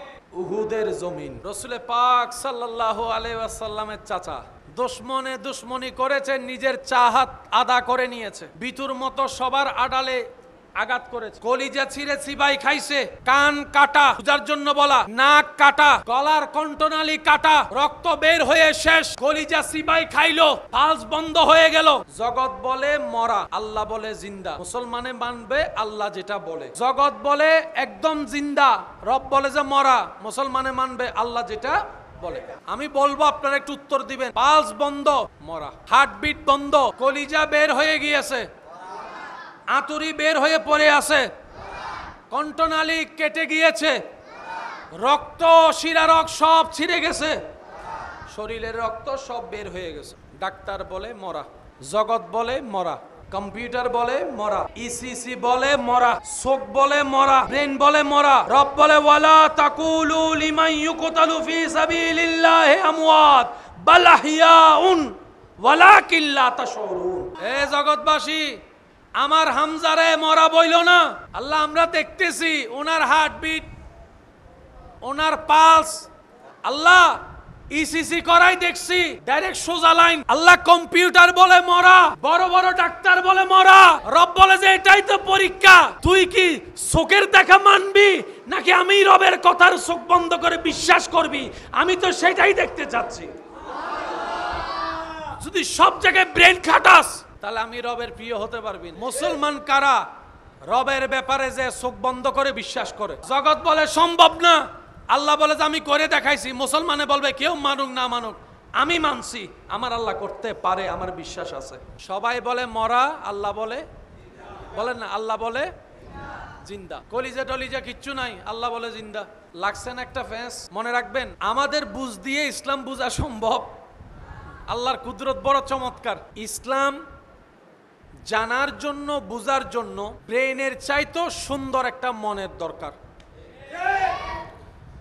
মন যদি সুন্দর না থাকে আপনার বুঝাটাও বুঝ হবে না, জানাটাও জানা হবে না। কারণ ইসলামকে দেখতে হয় দিলের চোখ দিয়ে, ইসলামকে অনুভব করতে হয় দিল দিয়ে। হাতের স্পর্শের দরকার নাই, দিলের স্পর্শটাই বড় দরকার। বলেন না সুবহানাল্লাহ।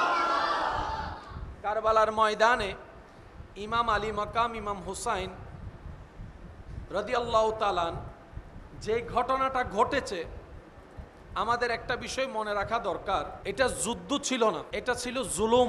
কারবালায় যেটা ঘটেছে এটা যুদ্ধ নয়। বলেন বলেন কি? আরো জোরে। গ্রামে গ্রামে যদি ঝগড়া লাগে, আপনি যদি ময়দানে যান, মাঠে যান, নিজের ছেলে মেয়েকে নিয়ে যাবেন? নিজের বউ নিয়ে যাবেন? মেয়ে নিয়ে যাবেন? ঘরের ছোট বাচ্চা নিয়ে যাবেন? যুদ্ধ হলে জীবনও যেতেন না। এটা কমন সেন্সের ব্যাপার।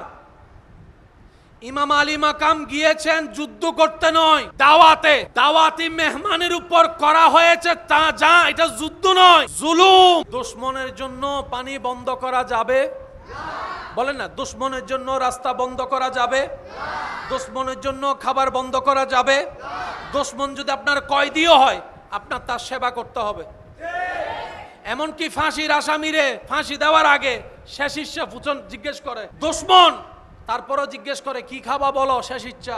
আর ওদিকে ইমাম হোসেনের পানি বন্ধ। ক্যালকুলেশনটা একটু মিলানোর চেষ্টা করবেন। তর্ক বিতর্কের নাম ইসলাম নয়, মহাব্বতের নাম ইসলাম। মহাব্বতের নাম ইসলাম, ধাক্কাধাক্কি গুতাগুতি ঠেলাঠেলির নাম ইসলাম নয়। সমস্ত কিছু ভুলে আল্লাহর জন্য বুকে বুক মিলানোর নাম ইসলাম। বলেন সুবহানাল্লাহ। ইমাম হোসাইনের দলে কতজন?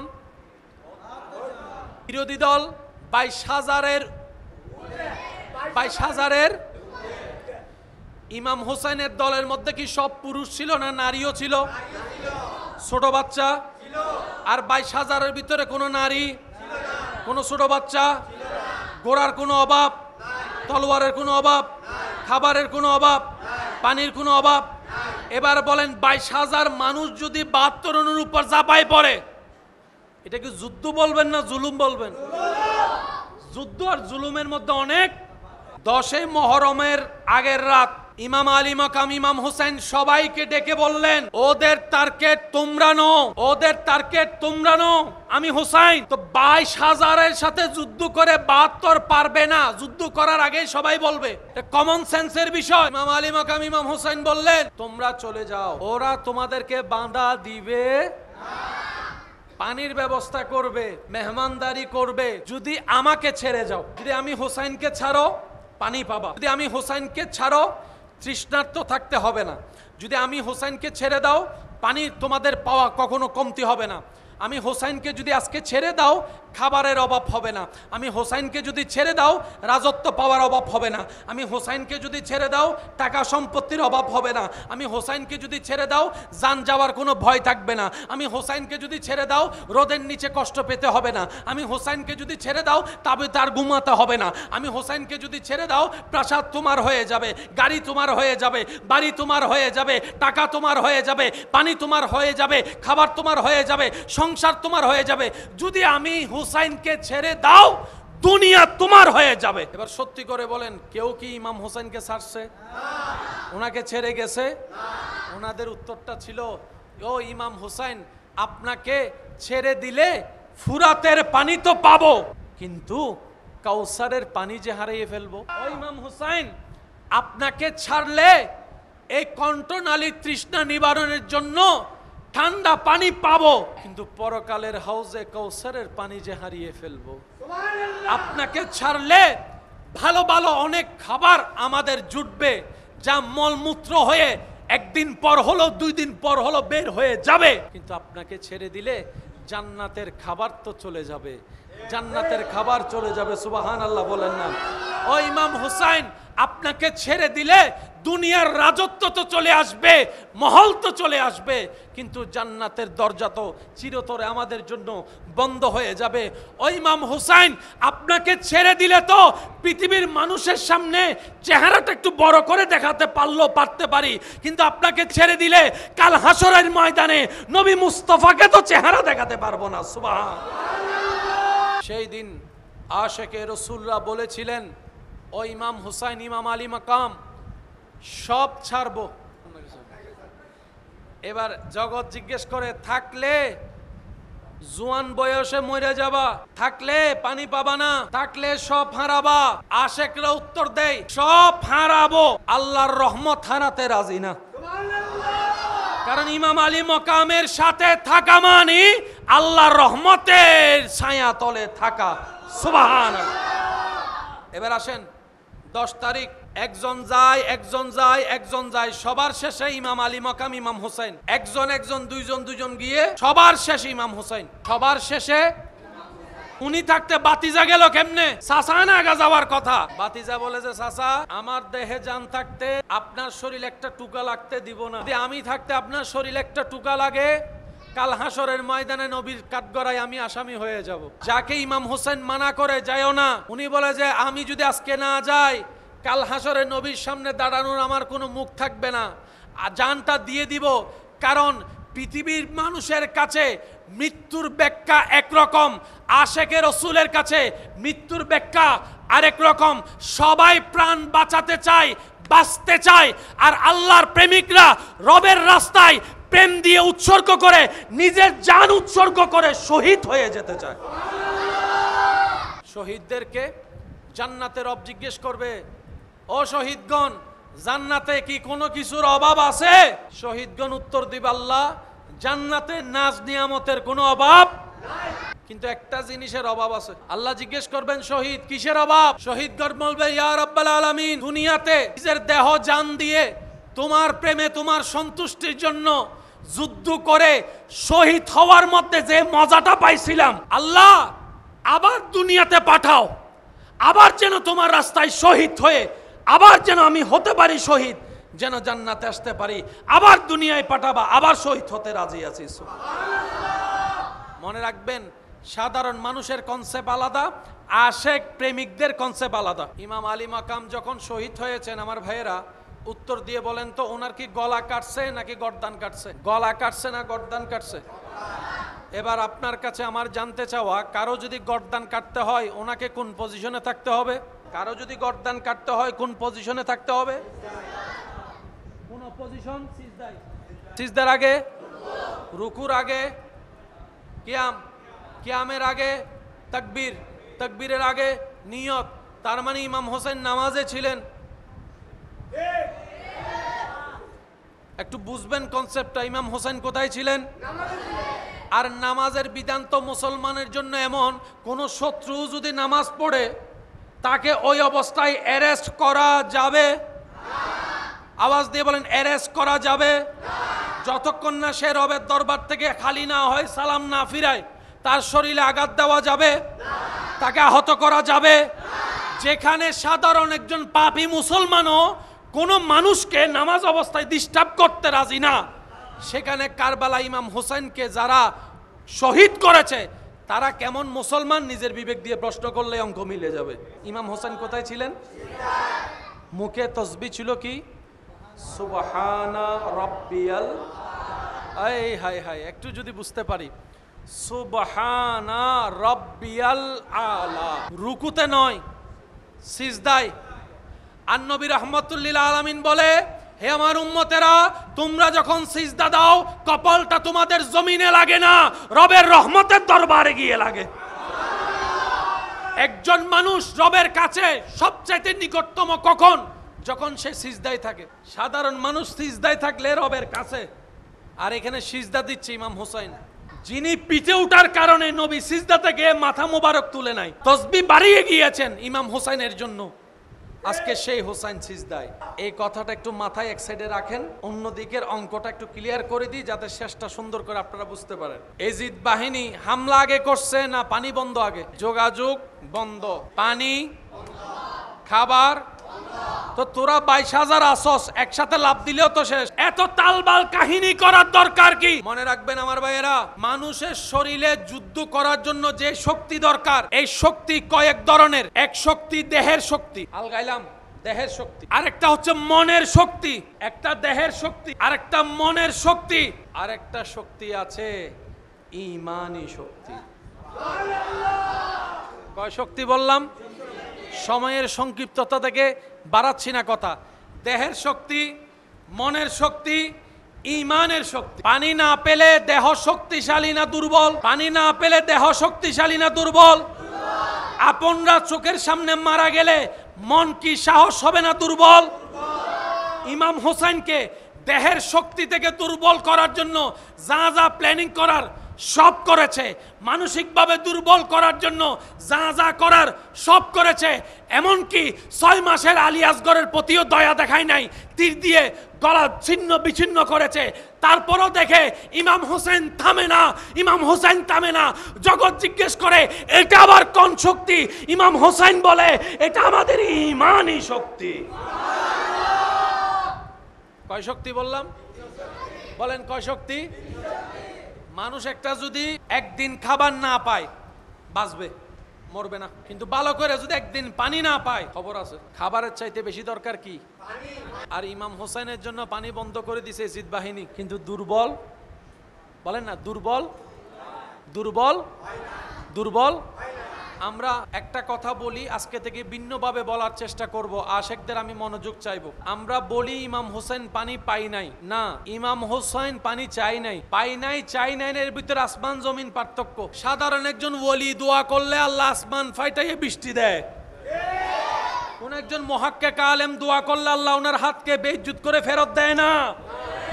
কত নিঃসন্তানের জন্য আল্লাহওয়ালা পছন্দ ব্যক্তিরা হাত তুলে ভিক্ষা চাওয়ার কারণে অনেক নিঃসন্তান মা বাবাকে আল্লাহ সন্তান দিয়ে দামি করেছেন। কথা বলেন ঠিক কিনা? আর এদিকে ইমাম হোসাইন যদি একবার বলতেন, আল্লাহ আমি ফুরাতের কাছে যাব না, তোমার কুদরতিতে ফুরাত আমার কাছে এনে দাও, ইমানদার ভাইয়ের আওয়াজ দিয়ে বলেন আল্লাহ কি দিত নাকি দিত না? ইমাম হোসাইন যদি একবার বলতেন বৃষ্টি অযোধ্যায় দাও, দিত কি দিত না? ইমাম হোসেন একবারও বলে নাই। ও ইমাম হোসেন বলেন না, বলে যে না আমি বলবো না। ও ইমাম হোসেন চান না, বলে যে আমি চাইবো না। কেন? ইমাম হোসেন বলে আজকে আমি তৃষ্ণার্ত থাকলে আমার রব খুশি হবে। আমি বুঝতে পেরেছি রবের খুশির জন্য আমি তৃষ্ণার্ত থেকেই যাব, তৃষ্ণার্ত থেকেই যাব, তৃষ্ণার্ত থেকে যাব। আমার রব চাচ্ছে আমি ধৈর্য ধরে থাকতে পারি কিনা, তাই আমি রবের সেই পরীক্ষা দিতেছি। আমি আজকে পানি চাইবো না, তোরার নজর তো ফুরাতের দিকে, আমি হোসাইন তো দেখতেছি কারবালা জমিন থেকে হাউজে কৌসারের পানি। শব্দ, স্থান, কাল, পাত্র, ব্যক্তি বুঝে বলতে হয়। আমার নামের আগে যদি প্রধানমন্ত্রী বলেন আপনি অ্যারেস্ট, আর যিনি প্রধানমন্ত্রী ওনার নামের আগে যদি প্রধানমন্ত্রী না বলেন, শব্দের একটা তাল আছে না নাই? ঠিক করে একটা কথা বলেন, ইমাম হোসাইন আলী মাকাম কি পানি পাই নাই নাকি পানি চাই নাই? আমরা বলি ইমাম হোসাইন ফুরাতের পানি পাই নাই, আশেকরা বলে ফুরাতের তকদির খারাপ, ইমাম হোসাইনের ঠোঁট মুবারক পাই নাই। ফুরাতের তকদির খারাপ, ঠোঁট মুবারকের স্পর্শ পাই নাই। যে জবান, যে জিব্বা মুবারক নবী রাহমাতুল্লিল আলামিন আদর করে মায়া করে চুষতেন, ওই ঠোঁটের স্পর্শ, ওই জিব্বার স্পর্শ ফুরাতে পাই নাই। তকদির যদি খারাপ হয়, ফুরাতের খারাপ, হোসাইনের না। ফজরের নামাজ যারা পড়েন তারা সৌভাগ্যবান। ফজরের নামাজটা পড়ে যখন মুসল্লি মসজিদ থেকে বের হয়, আকাশে সূর্য নাই, আলো আছে হালকা হালকা। ওই আলোতে যে বাতাস শরীরে লাগে, যে মনকে প্রশ্ন করেন আপনার মন উত্তর দিবে। 24 ঘন্টার যদি তুফানের বাতাসও থাকে, ফজরের বাতাসের মতো স্মুথ, মিষ্টি, মধুর, আদরের, মায়ার বাতাস 24 ঘন্টায় আর কখনো দেখা যায় না। চিকিৎসা বিজ্ঞান বলে ফজরের টাইমের ওই বাতাস যার শরীরে লাগবে, যার ব্রেনে লাগবে, এটা শরীরের জন্য ভালো, ব্রেনের জন্য ভালো। 24 ঘন্টায় বাতাস আছে, দুপুর, বিকাল, সন্ধ্যা, রাত বাতাস আছে। এখনো বাতাস, বিকালের বাতাস যেরকম গায়ে লাগে, এশারের বাতাস গায়ে। সত্যি করে একটা কথা বলেন তো, 24 ঘন্টার ভিতরে কোন টাইমের বাতাস সবচেয়ে বেশি মজা লাগে? গ্রামের মানুষের যখন সকাল হয়, শহরের অনেক মানুষের তখন রাত হয়। এবার ডাক্তার বলে শরীর যদি সুস্থ রাখতে চাও শরীরকে পরিশ্রম করাও, শরীর যদি সুস্থ রাখতে চাও হাত পাকে মুভমেন্ট করাও, শরীর যদি সুস্থ রাখতে চাও ব্রেনকে মুভমেন্ট করাও, শরীর যদি সুস্থ রাখতে চাও এমন পরিশ্রম করো শরীর থেকে যেন ঘাম বের হয়, শরীর থেকে যেন ঘাম বের হয়, শরীর থেকে ঘাম বের হয়। আল্লাহর দেওয়া বিধানে একদিন না একদিন সবাইকে আসতেই হবে, হয়তো ইচ্ছা করে আসুক, না হয় বাধ্য হয়ে আসুক। সেজন্য শহরের মানুষের তুলনায় গ্রামের মানুষের রোগ একটু, গ্রামের মানুষের রোগ, শহরের মানুষের রোগ। শরীরে যত রোগ হয় সব রোগের মূল বিন্দু হচ্ছে, সব রোগের উৎপত্তি এই পেট থেকে রোগের সৃষ্টি। সেজন্য ডাক্তারের কাছে গেলে ডাক্তারের ওষুধও দেয়, খানাও বাসা দেয়। ও ডাক্তার খানা কেন? কই খানা থেকেই তো পেটে যায়, পেট থেকে তো রোগ হয়। এবার আমি আপনাদেরকে একটা সিস্টেম বলি, আপনারা একটু আমাকে বুঝে শুনে উত্তর দিবেন। খাবার ডেইলি কয় টাইম? সকাল, দুপুর, রাত। কয় টাইম? আপনার আশেপাশে অনেক রুগীকে দেখবেন যাদেরকে ডাক্তারের পরামর্শে রাতের খাবার বন্ধ। কোনো ডাক্তার এখনো বলে নাই সকালের খাবার বন্ধ। ডাক্তার যখনই পরামর্শ দেয় বলে যে রাতের খাবার, অথবা রাতের খাবার অল্প, বাদ দিয়ে, তাও আবার 5টা খাইও না, আছে না নাই? এবার আসেন, ইসলামকে জিজ্ঞেস করলাম আমরা সুস্থ থাকতে চাই, ডাক্তার থেকে শুনেছি রোগের উৎপত্তি নাকি পেট, পেটে তো খাবার, খাবারের 3 টাইম, আমরা কোন টাইমে কিভাবে খাবো? ইসলাম বলে সকালের খাবার, সকালের খাবার রাজার মতো খাও, দুপুরের খাবার রাজার ছেলের মতো খাও, রাতের খাবার ফকিরের মতো খাও। এই নিয়মে যদি তুমি খেতে পারো শরীর তোমার সুস্থ থাকবে। এখন ইসলাম যেই কথা সুস্থতার জন্য 1450 বছর আগে জগৎকে জানা দিয়েছে, বর্তমান WHO সংস্থা বিশ্ববাসীকে বলে ওই নিয়মটাই যেটা ইসলাম জানিয়েছে। বলেন সুবহান। প্রত্যেকটা যতগুলা প্রশাসনিক দল আছে, বিভিন্ন দল, সবচাইতে বেশি মানুষ পছন্দ করে, সম্মান করে, ভয় পায় কোন দলকে? পুলিশ না আর্মি? পুলিশও বাঙালি, আর্মিও বাঙালি, র্যাবও বাঙালি, আর্মিও বাঙালি, কিন্তু আর্মির প্রতি আপনার এত শ্রদ্ধা কেন? আপনি একটু খেয়াল করে দেখবেন, অন্যান্য ডিপার্টমেন্টের মানুষের চাইতে আর্মির মানুষের নিয়ম ভিন্ন, কানুন ভিন্ন, চলা ভিন্ন, ঘুম ভিন্ন, উঠা ভিন্ন, সব কিছু যে নিয়ম মেনে চলে, অটোমেটিক তার প্রতি আপনার শ্রদ্ধা চলে আসছে। তা আর্মির একটা নিয়ম কানুন সাজেশন আছে না নাই? রাতের বাদ কয়টায়, দিনের বাদ কয়টায়, ঘুম কয়টায়। যেমন আর্মিদের একটা নিয়ম হচ্ছে রাতের 10টার ভিতরে, আবার বলছি রাতের 10টার ভিতরে কারো যদি ঘুম না আসে, মোবাইল চিপতে মন চাই চিবেন, কিন্তু পাশের জনের জন্য ডিস্টার্ব না হয়। রাতে 3টায় ঘুমলে মন চাইলে 3টায় ঘুমান, সমস্যা নাই, কিন্তু ফজরে ঠিক আজানের আগে উঠতে হবে। যদি না উঠে পানিশমেন্ট যা দেওয়ার তা দেয়। আর্মি যখন একটা নিয়মে চলে, ওই শৃঙ্খলার কারণে আর্মিদের বডি আলাদা, শরীরের মুভমেন্ট আলাদা, চিন্তা আলাদা। এইরকম মানুষকে কন্ট্রোল করার জন্য কিছু নিয়মের দরকার। ইসলাম বলে একই নিয়ম তো আমরাও দিয়েছি 1450 বছর আগে। 5 ওয়াক্ত নামাজের নিয়ম করে দিয়েছি, সুবহানাল্লাহ। ঘুমের নিয়ম করে দিয়েছি। দুপুরবেলা খাওয়ার পরে একটু কাইলুলা করার জন্য অনুমতি দিলাম। রাত্রেবেলা ঘুমানোর পরে 40 কদম হাঁটার অনুমতি দিলাম। পানি কিভাবে খেতে হয় ইসলাম শিখিয়ে দিয়েছে। ভাত কিভাবে খেতে হয় ইসলাম শিখিয়ে দিয়েছে, সুবহানাল্লাহ বলতে থাকি। একটা পেটে কতটুক খাবার থাকবে, কতটুক পানি থাকবে, কতটুক নিঃশ্বাস থাকবে, ইসলাম বলে দিয়েছে। খাবার কোনটা ভালো কোনটা খারাপ ইসলাম জানিয়ে দিয়েছে। পানি কতটুক ভালো কতটুক খারাপ ইসলাম জানিয়ে দিয়েছে। শুধু তাই নয়, আজওয়া খেজুরের উপকার ইসলাম জানিয়ে দিয়েছে। শাক সবজির উপকার ইসলাম জানিয়ে দিয়েছে। খাবার শুরুর নিয়মও জানিয়ে দিয়েছে, খাবার শেষের নিয়মও জানিয়ে দিয়েছে। মানি নাই মানার মতো দোষ, মানি নাই মানার মতো দোষ, ব্যর্থতা। সকালের খাবার কেন অনেক ছেলে মেয়ে এমন আছে যারা ফজরের নাস্তাও করে না। ফজরের নাস্তা ঠিক মতো করে, আর ফজরের নাস্তা করে দুপুর 12টায়। রাতের খাবার খেতে হয় তাড়াতাড়ি। আপনাদের পরিচিত কোন আল্লাহওয়ালা ব্যক্তি থাকলে ওনাদের জীবনী দেখবেন, অনেক মুরব্বী আল্লাহর ওলিরা আলেমরা রাতের খাবার এশারের টাইমের আগেই। মানতে পারি নাই, আওয়াজ দিয়ে বলেন দোষ কাদের? ব্যর্থতা কাদের? আল্লাহর দেওয়া নেয়ামত ধরে রাখতে জানি নাই, দোষ কাদের? ঘরের ফ্রেশ রান্না মজা লাগে না, আর রেস্টুরেন্টের তেলে 10 দিনের তেলে ফোড়া ভাজা। নিজের মা বোন আপু ঘরে যা কষ্ট করে রান্না করে, টিপ তো দিও না, থ্যাংক ইউ দিই না। আর নিজের পকেটের টাকা দিয়ে রেস্টুরেন্টের ওই খারাপ খাবার খাওয়ার পরও টিপও দিয়ে আসে, থ্যাংক ইউ। বুঝাইতে পারছি? দোষ কাদের? ভুল কাদের? নিজের পায়ে আমরা নিজেরাই কুড়াল মারি। দিন শেষে দোষ দিই আল্লাহরে। কথা বলেন, দিন শেষে আমরা দোষ দিই কারে? ইসলাম আমাদেরকে যা পরামর্শ দিছে তা কি আমাদের ক্ষতির জন্য না ভালোর জন্য? কিন্তু আমরা ভালো নিতে জানি, আমরা ভালো নিতে পারি, আমরা ভালো জিনিসের দাম দিতে জানি। ইসলাম কাদের দরকার? যাদের শান্তির দরকার। এবার ইসলামের যে কোনো একটা কাজের কথা বলেন, যার যেটা মন চায়, যা ইসলাম আদেশ দিয়েছে এরকম একটা কাজ, নামাজ হতে পারে, রোজা হতে পারে, হজ হতে পারে, জাকাত হতে পারে, বিবাহ হতে পারে, ব্যবসা হতে পারে, আপনার কি জানি বলে সংসার হতে পারে, এই চোখ নিচে রাখার কথা হতে পারে, জবান বন্ধ রাখার কথা হতে পারে, রাগ কম করার কথা। ইসলামের যে কোনো একটা সেক্টর নিয়ে আপনি বলেন, ডাক্তারকে জিজ্ঞেস করেন, ডাক্তারে বলবে ইসলাম যা বলছে তা যদি কেউ মেনে চলে তার আর ওষুধের দরকার হয় না। অজু বানানোর সময় আমরা প্রথমে কি ধুই, তারপর আমরা কি করি বলেন না, কি করি? তারপর আমরা কি করি? নাক কেন ধুতে হয় সেটা আগে না বুঝলো করুণ আয়সা বুঝাই দিছে। হাত কেন ধুতে হয় আগে না বুঝলো মিস্টার করুণ আয়সা হাতে কলমে বুঝাই দিছে। দো দো দো। 1450 বছর আগে নবী বলছে কয়বার? ডেলি কয়বার? 5 বারে 3 বার করে কয়বার? 3 ফাসা।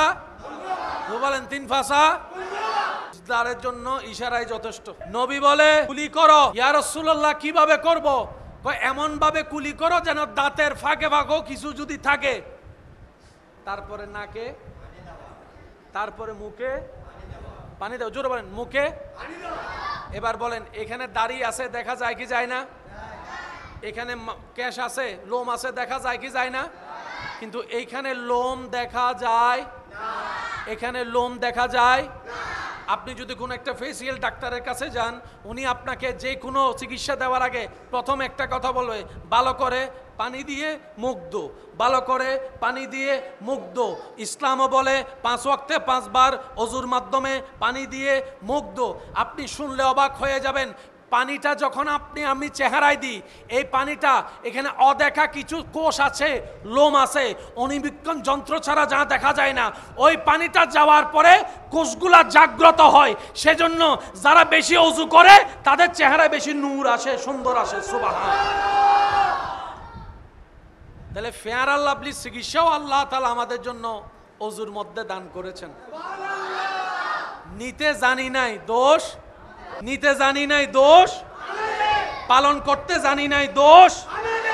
এবার আসেন, তারপর মাথা মাসা করতে গিয়ে আমরা গাড়ের মধ্যে পানি দিই না? তুই করে বলেন প্রেসার যখন হয়, প্রেসার তখন কোথায় পানি দেয়? প্রেসার ফিল হলে তখন পানি কোথায় দেয়? হাড়ে যখন পানির স্পর্শ পায় প্রেসারি রোগীদের জন্য এটা অনুভবটা ভালো হয়। ইসলাম বলে এমন অজুর ব্যবস্থা করে দিয়েছিলাম, তোমার এই অজু দিয়ে শুধু জান্নাতের নামাজ হবে তা না, তোমার শারীরিক রোগের, অনেক রোগের চিকিৎসা আমি আল্লাহ এই অজুর নিয়ামতের ভিতর দান করে দিয়েছে। মেজাজ যখন বেশি গরম হয়, পায়ের তালু পানিতে ভিজে রাখলে, শরীরে যখন জ্বর আসে জলপট্টি দেয় কপালে, আবার কাপড় দিয়ে বুক মুছে দেয়, হাত মুছে দেয়, পা মুছে দেয়, তলা মুছে দেয়। মানবের শরীরের, মনে রাখবেন এটা, ইন্টারনাল এক্সটার্নাল, দেখা অদেখা সর্বপ্রকার ভালো কল্যাণ আল্লাহ ইসলামের ভিতর দান করে দিয়েছে। এই ইসলাম আমাদের পালন করার দরকার আছে না নাই? নিজের ভালোর জন্য হলেও, এর লাভের জন্য হলেও এই ইসলামকে পালন করার দরকার। আল্লাহ তাআলা আমাদের সবাইকে একটু বুঝার, আমল করার তৌফিক দান করুন। আল্লাহ তাআলা ইসলামের নাজ, নিয়ামত, বরকত আমাদের সবার ভাগ্যে নসিব করুক। ইসলামের ইজ্জত রক্ষা করে একজন মুসলিম হিসেবে, নবীর ওয়াফাদার উম্মত হিসেবে মেনে চলার আল্লাহ আমাদের সবাইকে তৌফিক দান করুন। আসুন ভাইয়েরা, এতটুক কথা কি বুঝতে পেরেছি? আমরা এখন বসে আছি সবাই আল্লাহর ঘরে। ফ্রিতে কোনো জিনিস পেলে দাম থাকে না, এটা সবাই জানি। রব্বুল আলামিন রাহমাতুল আলামিন নবীর সদকায় অনেক দামি দামি জিনিস আমাদের জন্য সহজ করে দিয়েছে। অনেক অনেক দামি জিনিস যা টাকা দিয়েও পাওয়া যায় না, এমন সম্পদ আল্লাহ তাআলা আপনার জন্য, আমার জন্য, আমাদের জন্য নবী রাহমাতুল আলামিনের উসিলায় একদম সহজ করে দিয়েছে। বসে আছি কার ঘর? কুল জাহানের স্রষ্টার ঘর, যেখানে কোটিপতির ঘরে ঢুকা আপনার আমার পক্ষে সম্ভব নয়, প্রধানমন্ত্রীর ঘরের এরিয়ার মধ্যে যাওয়া সম্ভব নয়। সেখানে বিশ্বজাহানের স্রষ্টার ঘরে বসে আছি। না আমাদের বসার ঠিক, না আমাদের কাপড়ের ঠিক, না আমাদের যোগ্যতার ঠিক আছে, না আমাদের জ্ঞানের ঠিক আছে, যোগ্যতার কোনো কিছুই নেই এই ঘরের আশেপাশে দাঁড়ানোর মতো। তো আল্লাহ আমাদেরকে ঘরে ঢুকার ব্যবস্থা করে দিয়েছে। যে কোরআন পৃথিবীর সমস্ত বই কিতাবকে চ্যালেঞ্জ করতে পারে এবং জিতে আসতে পারে, যে কোরআনের প্রত্যেকটা হরফ নূর আর নূর, সুবহানাল্লাহ। যে কোরআনের প্রত্যেকটা আয়াতে আয়াতে রহমত, যে কোরআনের প্রত্যেকটা পাতায় পাতায় মুমিনদের জন্য কল্যাণ এবং সুন্দর রাস্তার ব্যবস্থা, যে কোরআনের প্রত্যেকটা লফজ কুল জাহানের স্রষ্টার কালাম, সেই কোরআন আপনার আমার ঘরে। কোরআন টাকা দিয়ে কিনা সম্ভব? প্রত্যেকটা কিছুর একটা রেজিস্ট্রি আছে, দলিল আছে, আছে না? দলিল আছে না? আপনি যদি কোনো কোম্পানির ডিলারশিপ নেন, ওখানে একটা সিগনেচার নিতে হবে। তারপর আপনি সেই কোম্পানির একটা সেলারম্যান হতে পারবেন। আল্লাহর ঘর আপনার ঘরের পাশে, আপনার রবের ঘর আপনার ঘরের পাশে। কত বড় খুশনসিব আমাদের। আগের যুগের নবী রাসূলদের উম্মতের যদি কাইরোটিক হিসাব করি, সুযোগ সুবিধা হিসাব করি, ওই তুলনায় 1000 গুণ বেশি আল্লাহ তাআলা আমাদেরকে সুযোগ সুবিধা দান করেছেন। আগের নবীর উপর উম্মতের উপর ইবাদত ফরজ ছিল, কিন্তু নির্দিষ্ট জায়গা ছাড়া ইবাদত করা যাইতো। আর আপনার আমার জন্য যেখানে যাই সেখানেই ইবাদত। জোহরের নামাজ যদি আপনি ঘরে পড়েন, আসরের নামাজ আপনি গাড়ি থেকে নেমে আপনি আগ্রাবাদেও পড়তে পারবেন। আগ্রাবাদে আসরের নামাজটা শেষ করে মাগরিবের নামাজটা বদদারার এসেও পড়তে পারবেন। আপনার যেখানে মন চায় সেখানেই আপনি আল্লাহর জন্য ইবাদত করতে পারবেন। আগের যুগের নবী রাসূলের উম্মতের জন্য ইবাদতের জায়গা ছিল নির্ধারণ, স্থান ছিল নির্ধারণ, সময় ছিল নির্ধারণ, পরিবেশ ছিল নির্ধারণ। যা পালন করা সবার জন্য কষ্টকর হয়ে যেত। সকালে যদি একটা কাজে যেত, ইবাদতের আগে আগে আবার সেই জায়গায় চলে আসতে হতো। আল্লাহ তাআলা বলে, আপনারা ও নবী রাহমাতুল্লিল আলামিন, আপনার উম্মতের জন্য কষ্ট হয় এমন কোনো কাজ আমি আল্লাহ চাপাই দিব না। আমি আল্লাহ বিধান করে দিলাম, আপনি নবীর খাতিরে আমার বান্দারা, আপনার উম্মতেরা আমি রবের ইবাদত পৃথিবীর যে কোনো মন চাই জায়গায় করতে পারবে। বলেন সুবহান।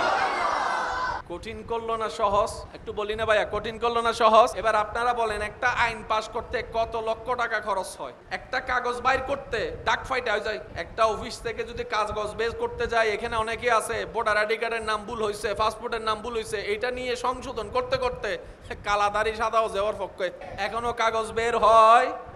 কোন একটা মামলা যদি হয়, দুই ভাইয়ের মধ্যে যদি সুরাহা হয়, এই মামলার কাগজ বাইরে বাড়িতে 5-10 বছর। প্রত্যেকটা জিনিস একটা অফিসিয়াল সিস্টেম আছে, যা অফিসিয়াল সিস্টেমে করে আসতে গেলে আবেদন, নিবেদন, দরখাস্ত, মামলা, সাক্ষী, হাজিরা করতে করতে অনেক বিশাল ব্যাপার।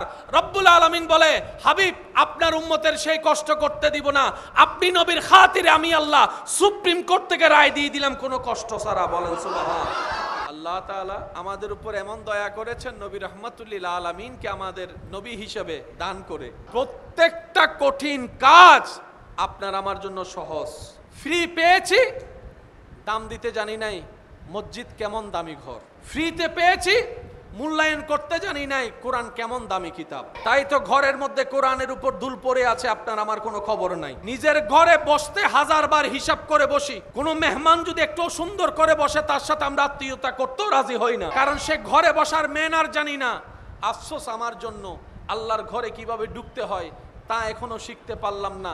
আল্লাহর ঘরে কোন আদবে বসতে হয় তা এখনো বুঝতে পারলাম না। আল্লাহর ঘরে কিভাবে কথা বলতে হয় সে আওয়াজটুকু এখন আমরা শিখতে পারলাম না। অপরাধ আমাদের, ব্যর্থতা আমাদের। কথা বলেন ঠিক কিনা? না হয় রব্বুল আলামিন মেহেরবানি করে নবী রাহমাতুল্লিল আলামিনের খাতিরে কমতি বলে কোনো শব্দ রাখে নাই। ইন্নাদ-দীনা ইনদাল্লাহিল ইসলাম। এই মসজিদের যিনি জায়গা দিয়েছেন উনি কি এখন বেঁচে আছেন?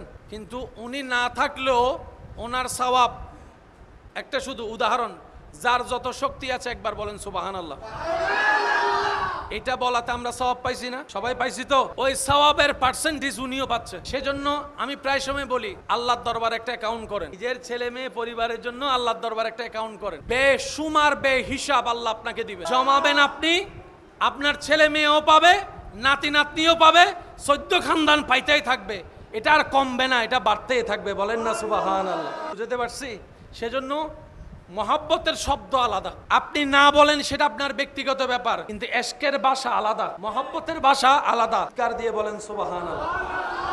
হযরত আব্বাস আলামদার, ওনার সম্পর্কে একটু ইউটিউবে ফেসবুকে আপনি একটু সার্চ দিয়ে দেখবেন। ওটা আমি আজকে আর তুলছি না। আপনার চোখে কি দেখতেছেন, কি ঘটনা বর্তমানে ঘটে আছে, আপনি নিজে একটু বের করে দেখবেন।